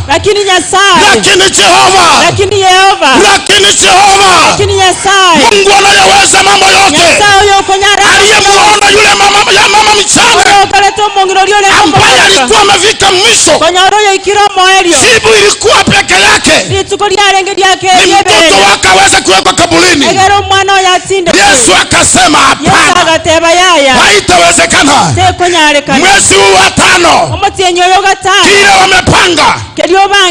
kile wamepanga akitafaulu kwa jina la Yesu wa Nazareti. Maana kuna mtetezi wako, atakutetea kabla uwekwe kwa kaburi, atakutetea kabla ufamiwe, atakutetea kabla upatwe na ajali, atakutetea kabla watu waone maiti kwako, atakupigania. Ni kwa jina la Yesu. Oh, haleluya. Pigia Bwana Yesu makofi kwa wema wake. chingia. Yesu akaingia nini? Saga swana ini. Mji mzuri. Omochiolenge bwako Wa kupendeza. Bwako gokia mono. Lakini kuna wajana ndani. Lakini ababora kambaro. Lakini kuna wafu ndani. Abantu bakwetororo. Amen. Yule mama alikuwa na mtoto mmoja. Omongero likabwato mwana oyo. Na huyu mtoto mmoja akafa. Na ndo mwana uli oyo maga kwa. Tumaini lake likafika mwisho. Ogosemeri kwa konyarwa ikiro mwisho. Kuna mtoto uliweka matarajio yako kwake. Omwana narobege togo semeri asale. Ukasema huyu. Ogotebo huyu. Sina wasiwasi. Oyo timbwati bwoba monere. Amekuleti down. Lakini agakobe anakunywa pombe, anakunywa pangi. Akunywa marwa onyonya sole. Ni changiri. Obeiro mwana. Hana mwelekeo. Tabwati motu na magega. Hana mbele wala nyuma. Tabwati motu na tabwati magega. Akaweza amekuletea shida. Okolete ile mochando mo. Ndani ya moyo wako unateseka. Asomo yo imewachana. Ndani ya moyo wako unasema ni kwa nini haya? Asomo yo wotenga ningi. Ndani ya moyo wako unasema nitafanya namna gani? Na kingo kora. Nani atanisaidia? Ngora nkonye. Hakuna yule atakusaidia. Ondeta yorago konye. Duniani hakuna mwenye atakusaidia. Ondeta yorago konye. Utawaambia maneno, wataambia wengine. Naboko batebya mangana. Lakini kuna Yesu. Lakini Yesu na Yesu na roho robieka. kuna Yesu pekee yake. Omana mabera mange na roho. Mwenye huruma mwingi. Ayo okole bikona na makumi asoro bwao. Miujiza mingi. Asali atali ya Yesu wa Nazareti. Jina la Yesu. Oh, hallelujah. Amen. Inkwani gasali atali ya manana. Salamia katika jina la Yesu. Yesu akaingia na nini? Yesu agasomo chuna ini. Akapata wazee wamefunga mdomo. Akanyora bagaka basi. Wanasema hapa hatuna la kusema. Bagote bantu kunyara. Wamama wamejifunga maleso kwa tumbo. Abangina bebo chile sasa. Wanasema sasa hatuna lingine. Bagote na bana ntubwati. Mama mwenye mtoto analia mpaka amechoka. Yesu akamwambia usilie. Yesu akamutebitolera. Usilie maana nimekuja. Yesu ochire. Kuna kipindi cha kulia. Enga kinero yokolera. Na kuna kipindi kilio kinafika mwisho. Nechinga kinchiro ibintu biko ikomo ejo. Kuna kipindi utalia mpaka ukose mtu wa kukusaidia. Chinga kinchiro okolera makosi nyo monto yokokonya. Na kuna kipindi mbingu inashuka kwa kishindo. Na chinga kinchiro igorego ikane chinguru chingene. Mbingu inaanguka kwa mpigo. Igoro yaika. Inabadilisha anga. Yayo chore ibintu byose. Badala ya kulia na ini. Ikaliokolera ali na ini. Ikawa ni kicheko na kumtukuza Bwana. Ikawa nokogoko neno kumubaka. Ikawa ni kumtukuza Jehova. Ikawa nechinga. Maana Mungu ameweza kutembelea watu wake. Unajua wanasema nini? Wanasema leo hii Mungu amekumbuka watu wake. Na Mungu ametembelea watu wake. Unaweza kukaa kanisani na kumbe hakuna Mungu. Unaweza kuwa kanisani na Mungu hayuko.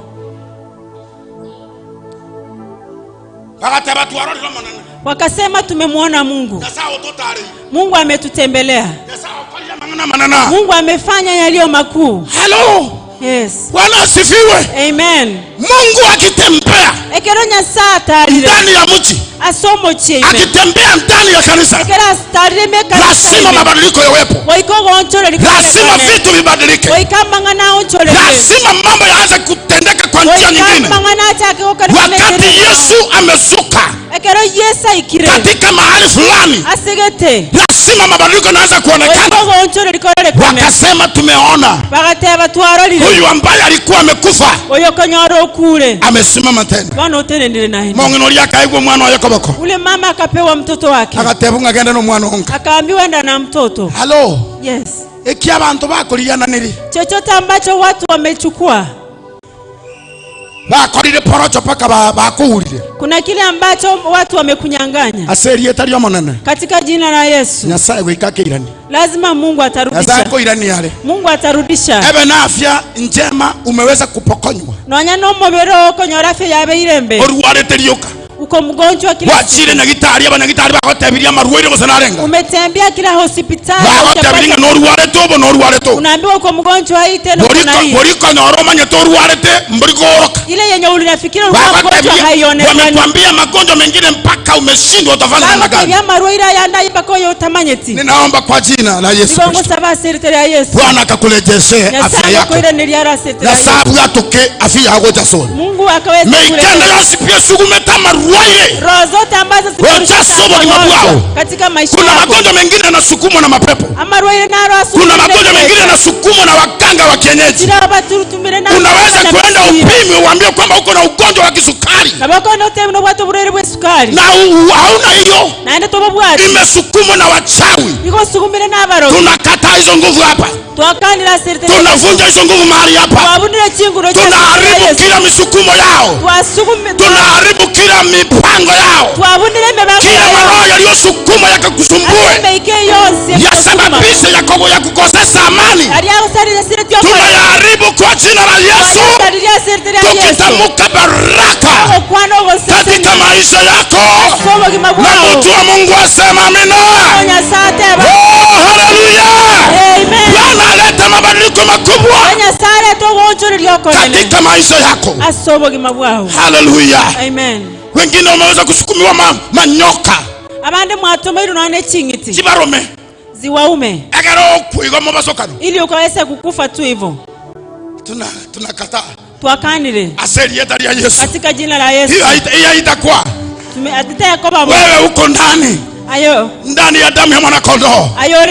Shetani atapata nafasi juu ya maisha yako, utatembea, utaishi, usimulie matendo makubwa ya Bwana, na jina la Bwana litainuliwa. Asubuhi nilihubiri kwamba je, mwanamke anaweza kusahau mtoto wake anayemnyonyesha?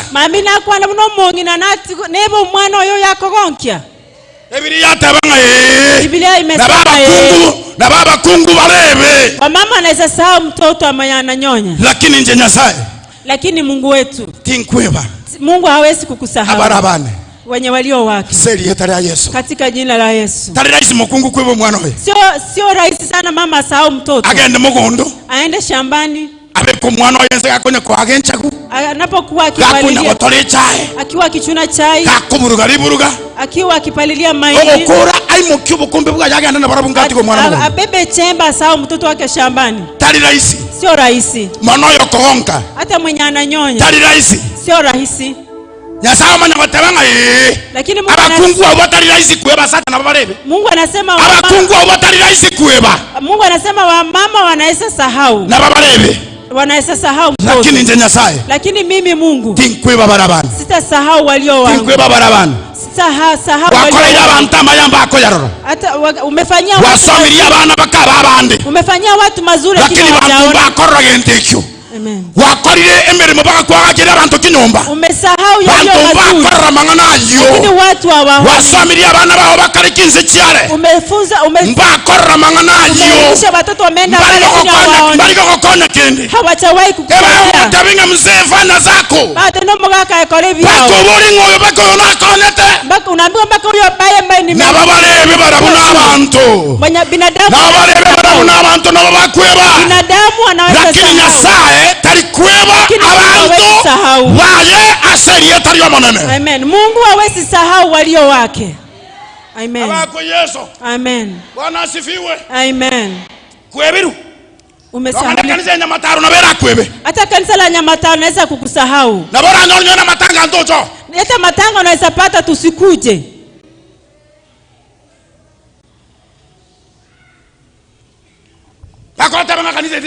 Baka useme yo kanisa siendi.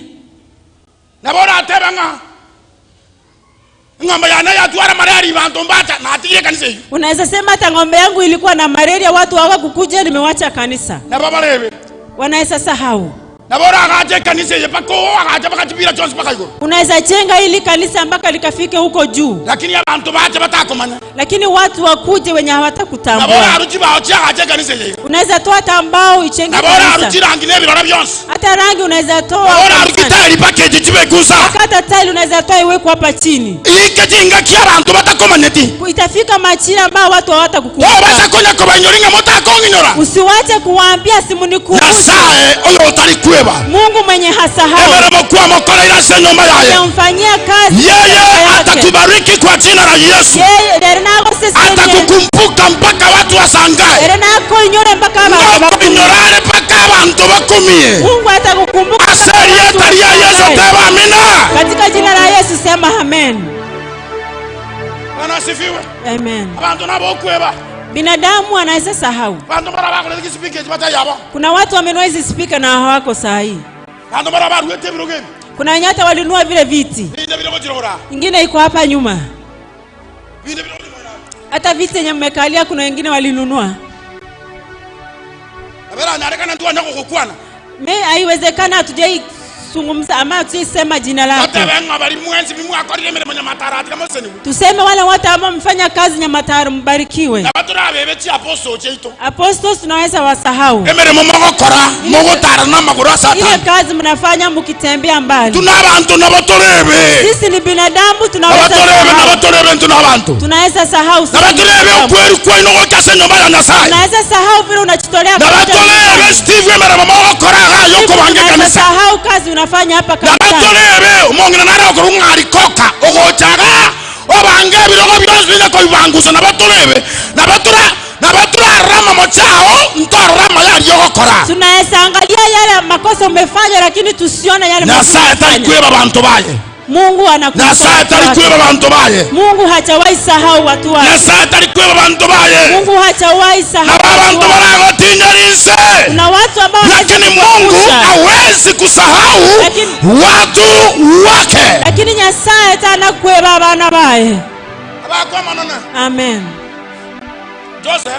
Yusufu alikuwa ni mtu ambaye akona nguo ya rangi nyingi za kupendeza. Igabwate eya egoti yabwate chirangi chingi yacyare ko gokimono. Na ndugu zake wakawa na wifu na yeye. Bamuraba mwabo bagatware ndamwamwa monere. Wakamuulia yange ya isiko. Wakamnyanganya ili koti la nje. Yabwata matondo. Yenye ilikuwa na madoadoa mazuri. Lakini mbama nange yende nereni.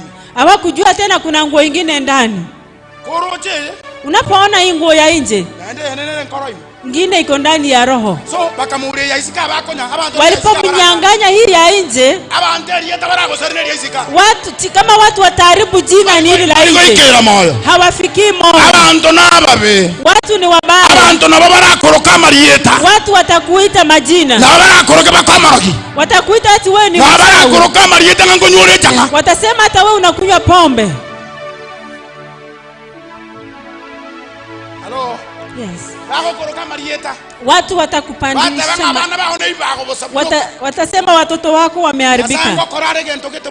Mungu atafanya jambo yeye mwenyewe bila anajua. Hao wenye wanaitwa vijana wabaya. Akina babako konya bana baye. Ndio watakuwa watoto. Oyo watabanga bana bao na ibako bale. Mwenye anasema Mungu atabadilisha. Mungu anapobadilisha. Tafuta usaidizi.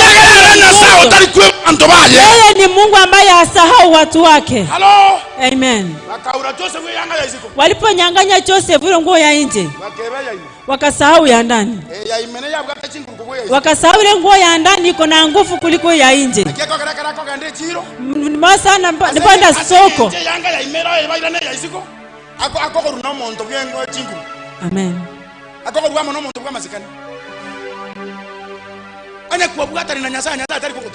Kama umeshikana na Mungu, Mungu hawezi kukuacha. Watu wanaweza kukataa penye unafanya kazi. Mungu ataweza kukuunganisha na mtu mwingine. Amen.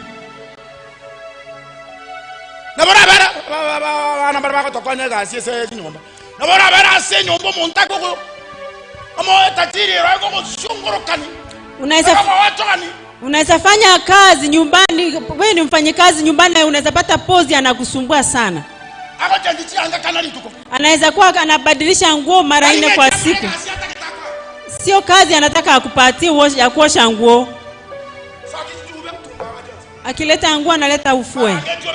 Maplangeti yote analeta ufue. Chakula ni kidogo. Ndaseme si ninakulipa mshahara. Viatu yote unapanguza. Nguo zote. Ndio mfanyikazi afanye hiyo kazi yote.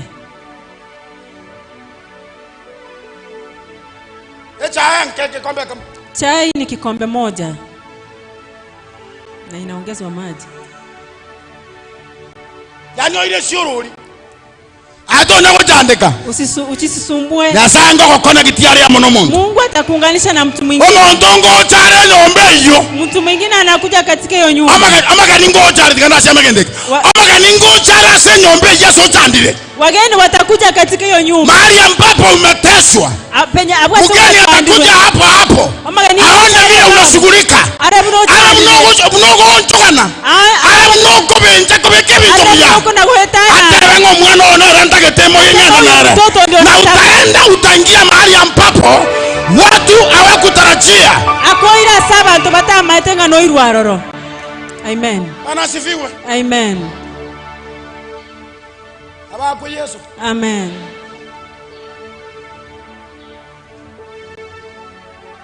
Kakita kwa kariko muntu wana to bwati mabera kaki. Wewe hauna huruma.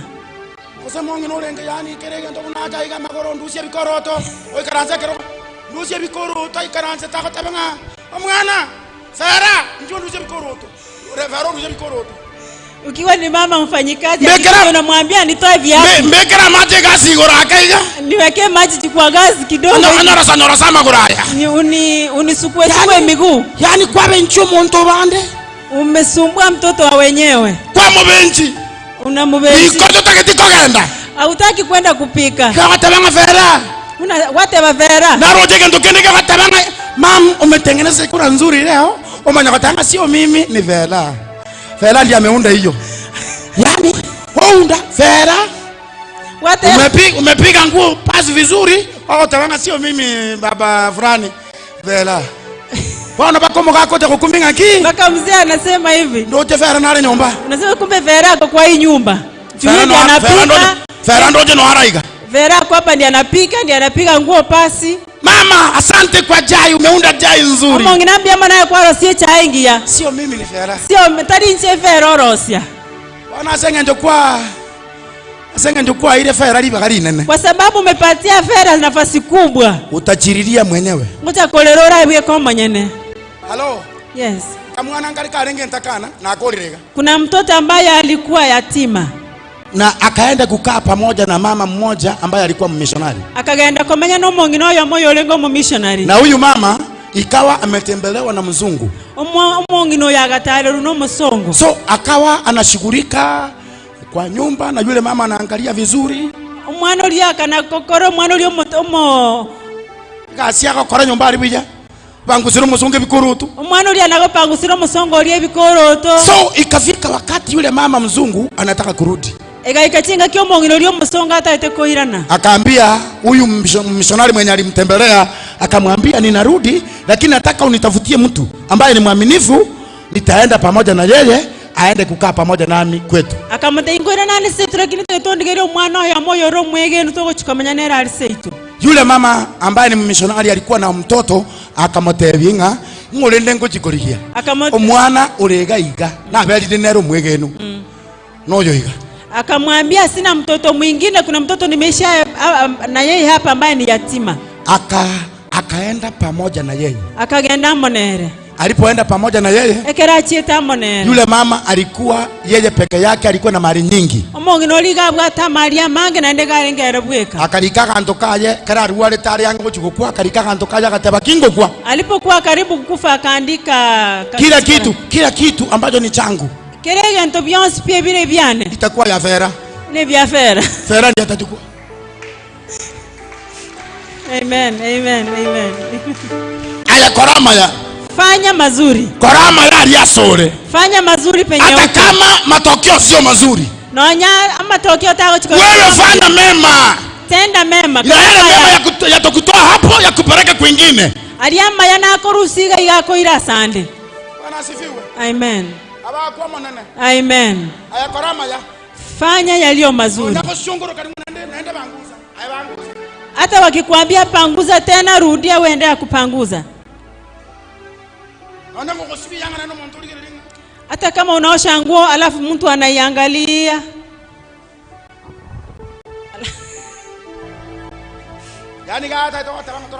Anajaribu kukuonyesha kwamba hakuna kazi umefanya. Hata kuna wanaume wako na hiyo tabia.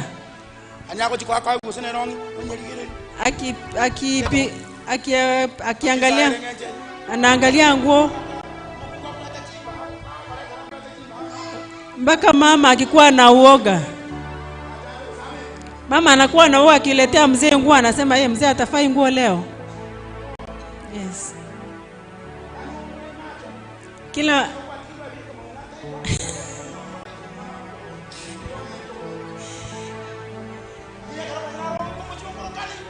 unasumbua mama fanya ina, lakini mama akienda hata mwenyewe unashindwa hata kupika.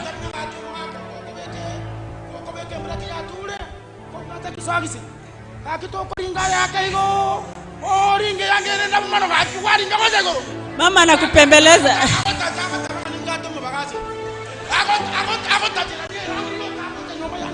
Mama anakupembeleza mvua ikinyesha si mzee at least uingishe rongi ndani ya socks, lakini ikinyesha mzee tu unatembea tu hivyo. Matobe inakuja mpaka juu ya rongi. Mpaka juu ya koti. Kwa sababu kuna mwenye anaosha. Hello. Yes.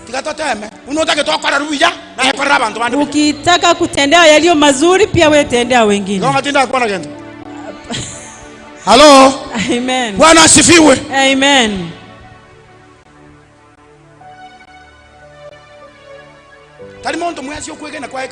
Sio watu wote unaweza amini ukapatie kifunguo ya nyumba. Ukipata wewe ni mfanyikazi na umepewa kifunguo, hiyo ni heshima kubwa.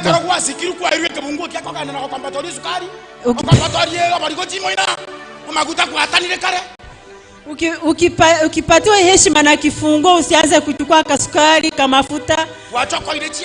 Manguo umeanza kutafuta kutoka chini.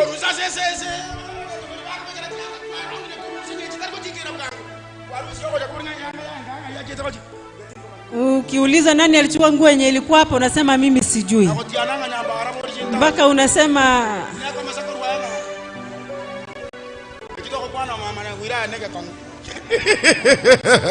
Bwana asifiwe. Amen. Ni watu wangapi wanasema kwamba tunataka urejesho, kile tulichopoteza Bwana akaturejeshe kwa jina la Yesu wa Nazareti. Mokigorega seri yetari ya monene. Mokigorega seri yetari ya Yesu. Oh, hallelujah. Amen. Aseri yetari ya Yesu tigoma na nomo kinyo yoga tano.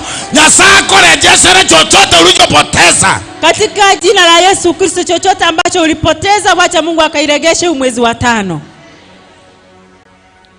Amen. Mungu akaweze kuregesha. Mungu akukumbuke kama binadamu hawatakukumbuka. Sasa walifanya mema kwa yule watu waliofungwa kwa jela, akawa tafsiri ndoto zao, wakaenda wakasahau. Akawatanga kakitu kumbuka na mambo za Kongo. Yusuf alitendea watu mazuri alipokuwa huko gerezani, akamwambia mnapokuwa huko kwa mfalme msinisahau. Wakaenda wakasahau. Lakini wakaenda wakamweba. Lakini Mungu akasababisha sababu ya kukumbukwa. Lakini Nyasaye akarosia gento gako geraba inyoru. Akaachilia ndoto kali.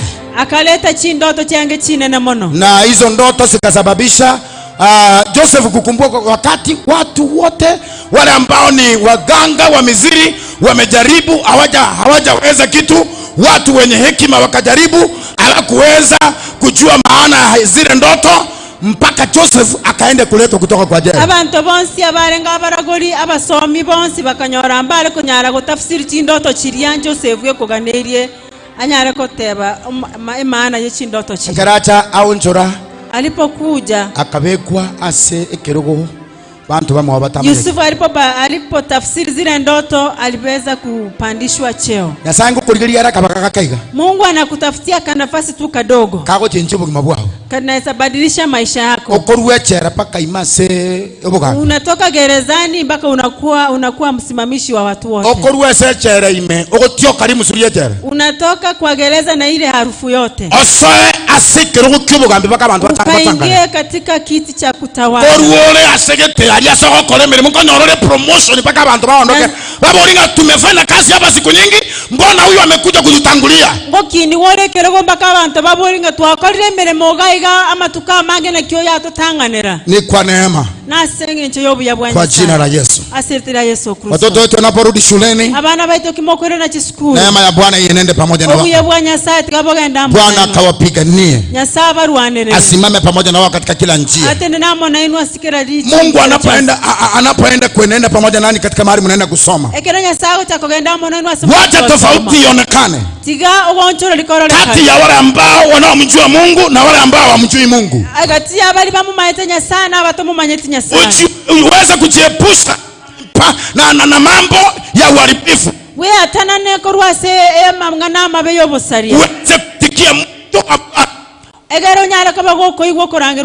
na ujiunge pamoja na watu wanaomwabudu Mwenyezi Mungu katika roho na katika kweli. Napenda tusimame sote juu tunapoenda kuomba pamoja. Yule jamaa ambaye mama mjane, watu wa kwao wanaini hawakufaulu kumsaidia mtoto wake akapate kuishi ama akapate kuwa hai. Kama kuna kitu walijaribu kutengeneza jeneza. Kuna watu wazuri ambao wanakuja wakati mtu amekufa. Tabange sanduku na tena nilionsi. Wanasema kama ni cheneza nimesimamia. Chianga chia marehemu inje ngotenene. Nguo za mwenye marehemu ni. Na rule ng'ombe kwa kwenye nyuma marehemu yake rako yenu. Toa ng'ombe ambayo itajijua fulani hiyo ndio wanaweza kusaidia. Ebi na iba konyara koko. Hawezi kukusaidia uende hospitalini. Ba koko konye kerole moyo gende. Hawezi kukusaidia upate chakula ule. Ba konyara koko konye ndage. Lakini wakati umekufa ndio hao wa kwanza kuingia. Lakini ekero kwa kule na bwa batanga ni gocha. Amen. Nataka kuomba pamoja na wewe. Tutaite usawamu naye. Ni nini umebeba mkononi umekufa? Ngere kikirio mgetia sama ogia kule. Inawezekana ni ndoa yako. Nabera nyarekane na nyomo yao. Inawezekana ni masomo yako. Nabera nyarekane na masomo yao. Inawezekana ni biashara imekufa. Nabera nyarekane na biashara bya kule. Inawezekana ni watoto wako wamekusumbua. Nabera nyarekane na bana bao bago chandire. Wengine hata hawaji kanisani. Nanya naenda abande mbali goche kanisa. Wakati utakapotoka katika hiyo familia, ekerora arwase familia hiyo, watu watakumbuka nini? Nkiabantu barako inyore wakorire. Watu watakumbuka nini? Nkiabantu barako inyore. Kutakuwa na tumaini la neno la Bwana katika hiyo familia. Ogosemeri kweli ngana ria Nyasaye ngo tigara se nyombe inaende. Ama ukitoka utakuwa umetoka kabisa. Gosekerora arwororo gokorwa misi. Tuinue mikono yetu juu. Tuimokia maoka ito igoro.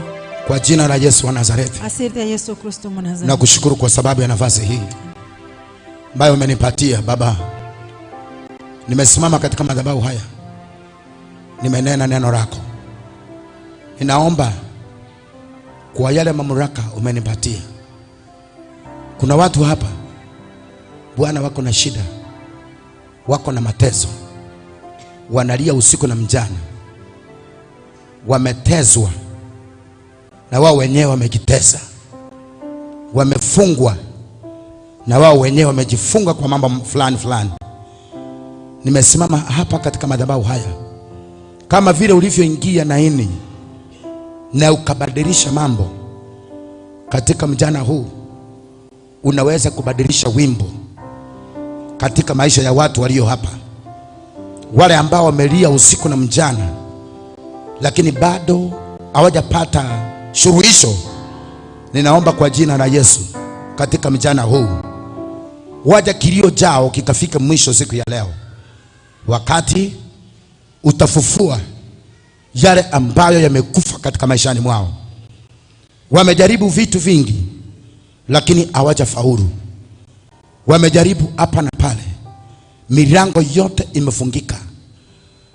Tumekuja katika mjana huu, tumekuja katika kiti chako cha enzi, tumekuja kwa unyenyekevu, tukiomba kwamba Bwana usimame pamoja nasi. Tufute majozi ambayo magonjwa imesababisha tumelia. Futa majozi ambayo imesababishwa na watu wa vitina. Futa majozi ambayo imesababishwa na watu wa familia zetu. Futa majozi katika mjana huu ambayo imesababishwa na watu mahali watu wanafanya katika ofisi. Kwa jina la Yesu wa Nazareti, ukafute majosi yamesababishwa na watoto wetu. Ufute majosi ambayo yamesababishwa na waume zetu. Majosi ukayafute ambayo yamesababishwa na wake zetu. Kwa jina la Yesu, mwana wa Mungu aliye hai, aliyeshinda kifo na mauti, ukaweze kufuta mtu majosi siku ya leo. Anapotokea ule mlango ama ule mwingine, atoke akiwa na furaha. Badala ya kulia itakuwa ni kicheko.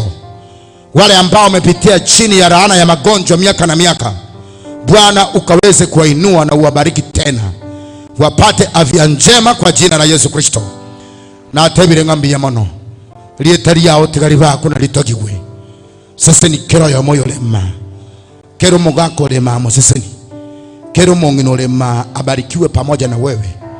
Kila kijana wetu aliye mahali hapa ukaweze kumbariki Baba. Jina la Bwana libarikiwe na liinuliwe milele yote, maana kuna Mungu mwingine aliye kama wewe. Nimetangaza baraka na uweza wako utuandame maishani. Kuanzia leo na kuendelea, tumetangaza ushindi wa Bwana ukatamaraki katika maisha yetu. Katika jina la Baba na Mwana na Roho Mtakatifu nimeomba na kuamini, na mtu wa Mungu asema amina. Amen. Bwana akubariki kabisa, na Bwana akutendee mema. Alete mabadiliko makubwa katika maisha yako. Kabla uende, tutatoa sadaka zetu. Tunatoa sadaka zetu hapa na mambo yatakuwa vizuri. Sadaka zetu pamoja na fungu zetu tutoe hapa, na jina la Bwana litainuliwa. Amen. Bwana akubariki kabisa. Bwana akupe nguvu mpya. Unapotoa sadaka yako, tuje mbele tutoe, na jina la Bwana litainuliwa. Amen. Na kama labda hauna sadaka kazi, unaweza kulipa na M-Pesa. Na katika kulipa na M-Pesa, unaenda kwa M-Pesa, unaenda pale chini lipa na M-Pesa, alafu unaenda buy goods and services, unaingiza tiri namba 3313888, unasema okay. Unaweka ile pesa unataka kutoa, alafu unasema okay. Unaweka pini namba yako na useme okay. Na ukifanya hivyo, itakuletea message umelipa kwa Nyamataro P.A.G Church, na Bwana akubariki kabisa. Amen. Unatoa sadaka ukiketi, unatoa sadaka ukiketi tafadhali. Unatoa sadaka ukiketi, unatoa sadaka yako ukiketi, na mambo yatakuwa vizuri. Haleluya. Bwana akubariki kabisa. Bwana akubariki kabisa. Unapoketi tukimalizia unatoa sadaka yako ukiketi, tukimalizia ndio utoke. Ni vizuri tuwe watiifu, unatoa sadaka yako unaketi, tukimalizia kwa jina la Yesu Kristo. Bwana akubariki kabisa. Bwana akubariki kabisa. Bwana akubariki kabisa. Neema ya Bwana ikakutoshe.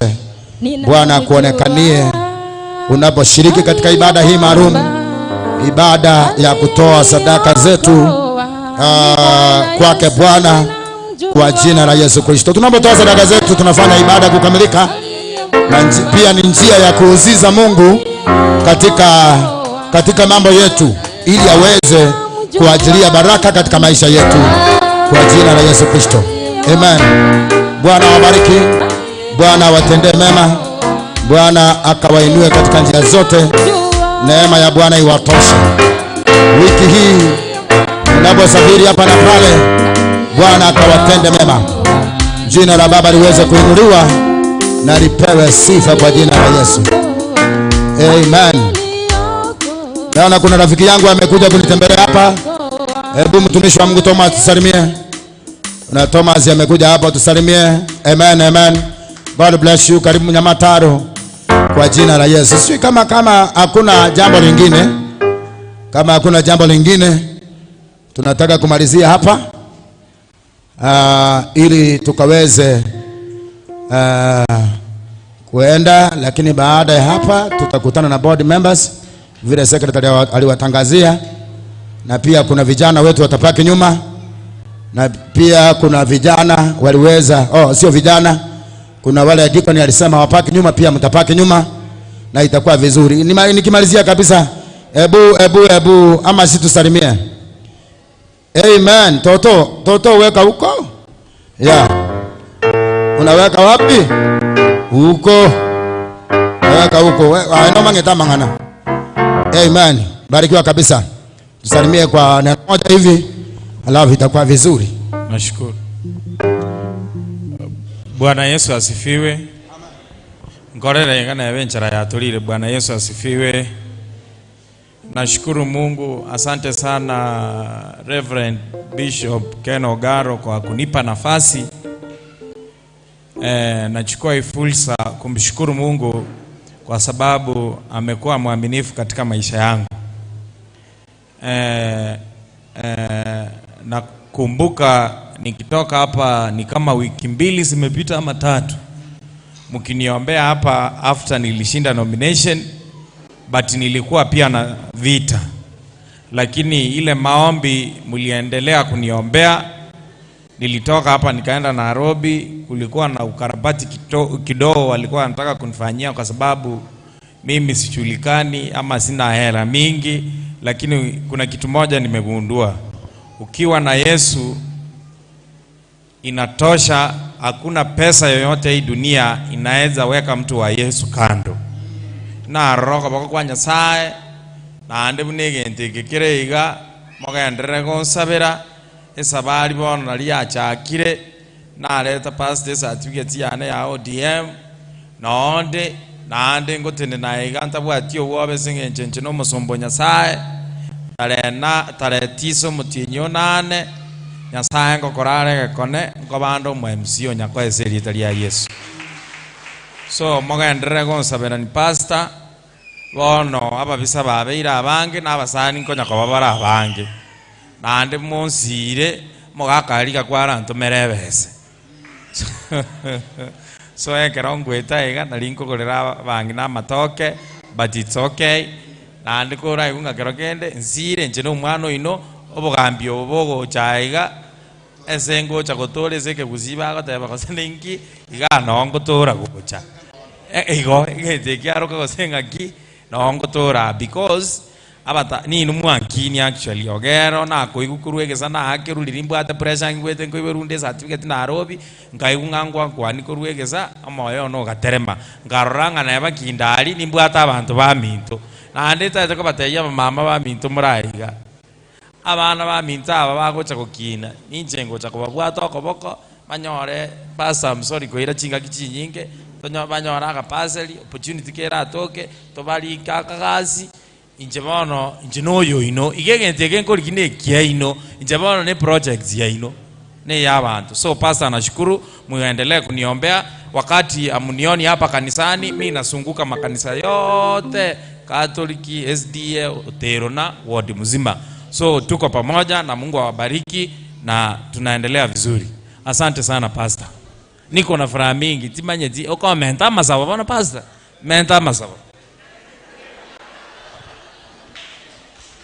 Amen. Ama sababu to komenta na ndenya Nyasaye kunya gokoraro. Omaito okonya koranga ne gosoriga. Gitari gijito ko gutangaza iga ama sio minto kwajira. Kose intu abantu batanga ntoko ri top players je county. Iga ogoreta. Tiga tuwege neto sabana enda maana naenda ka tali ndiko tingangi tokora kampeni. Lakini kama sie kuranya kolesa yegwengi yaye motema yaye. Bwana asifiwe. Alibano ulikuwa ile ranki yako kwa ile. Ujoyo manyete arako na arako kolere litoka. Bwana. Okogenda obisi gali kwa oroka kurugesia libako kana ngatoa so. Wata banga masina ola imama MCA. Ota banga matiko yande tikadi gata.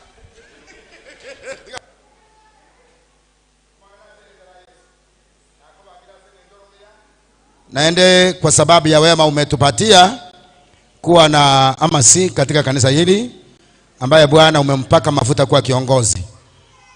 Tulimuombea na bado tunamuombea. kwamba mafuta yako yakaweze kuwa mapichi siku baada ya siku juu ya maisha yake. Muunganishe na watu walio wa kweli, watu wenye upendo, watu ambao watasimama na yeye, sio wa kudanganya, ili kwamba zile tarehe tunatarajia tuone ushindi wako mkubwa ukitendeka juu ya maisha yake. Umulinde, umufunike na damu yako, ukamlinde kutoka kwa mikozi na mipango ya adui kwa jina la Yesu Kristo. Asante kwa sababu atakapokuwa akizungumza, sio yeye anazungumza, usungumuze wewe. Na ukampe kibali machoni pa wengi kwa jina la Yesu wa Nazareti. Wale waliompatia kura wakati ule wa nomination, bado tunawakumbuka, tunawaombea. Na tunaomba kwamba uwasaidie wakasimame pamoja na yeye. Jina la Baba lipewe sifa na linuliwe, kwa kuwa wewe ni Bwana.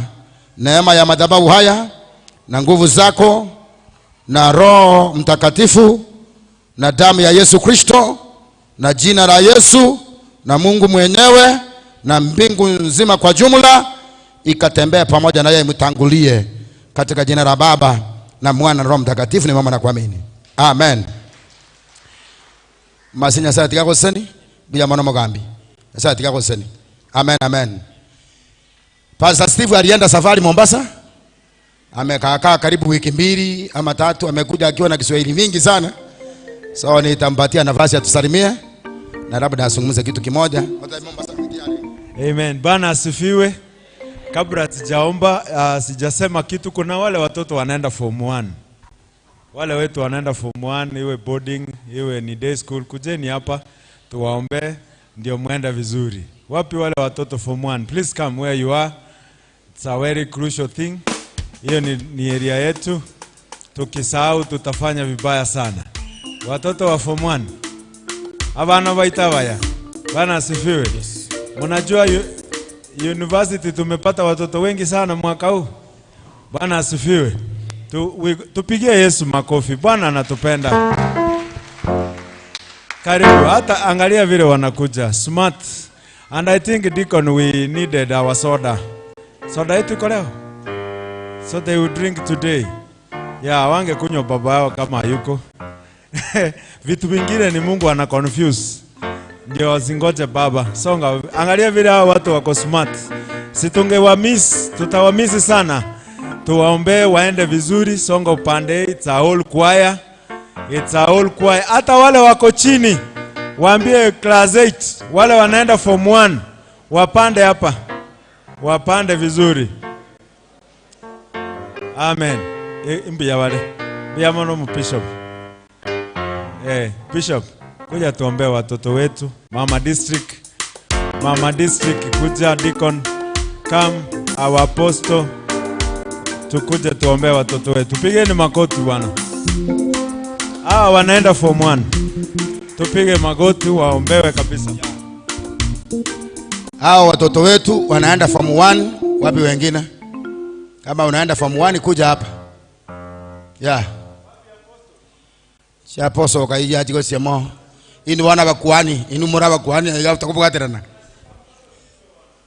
Amen.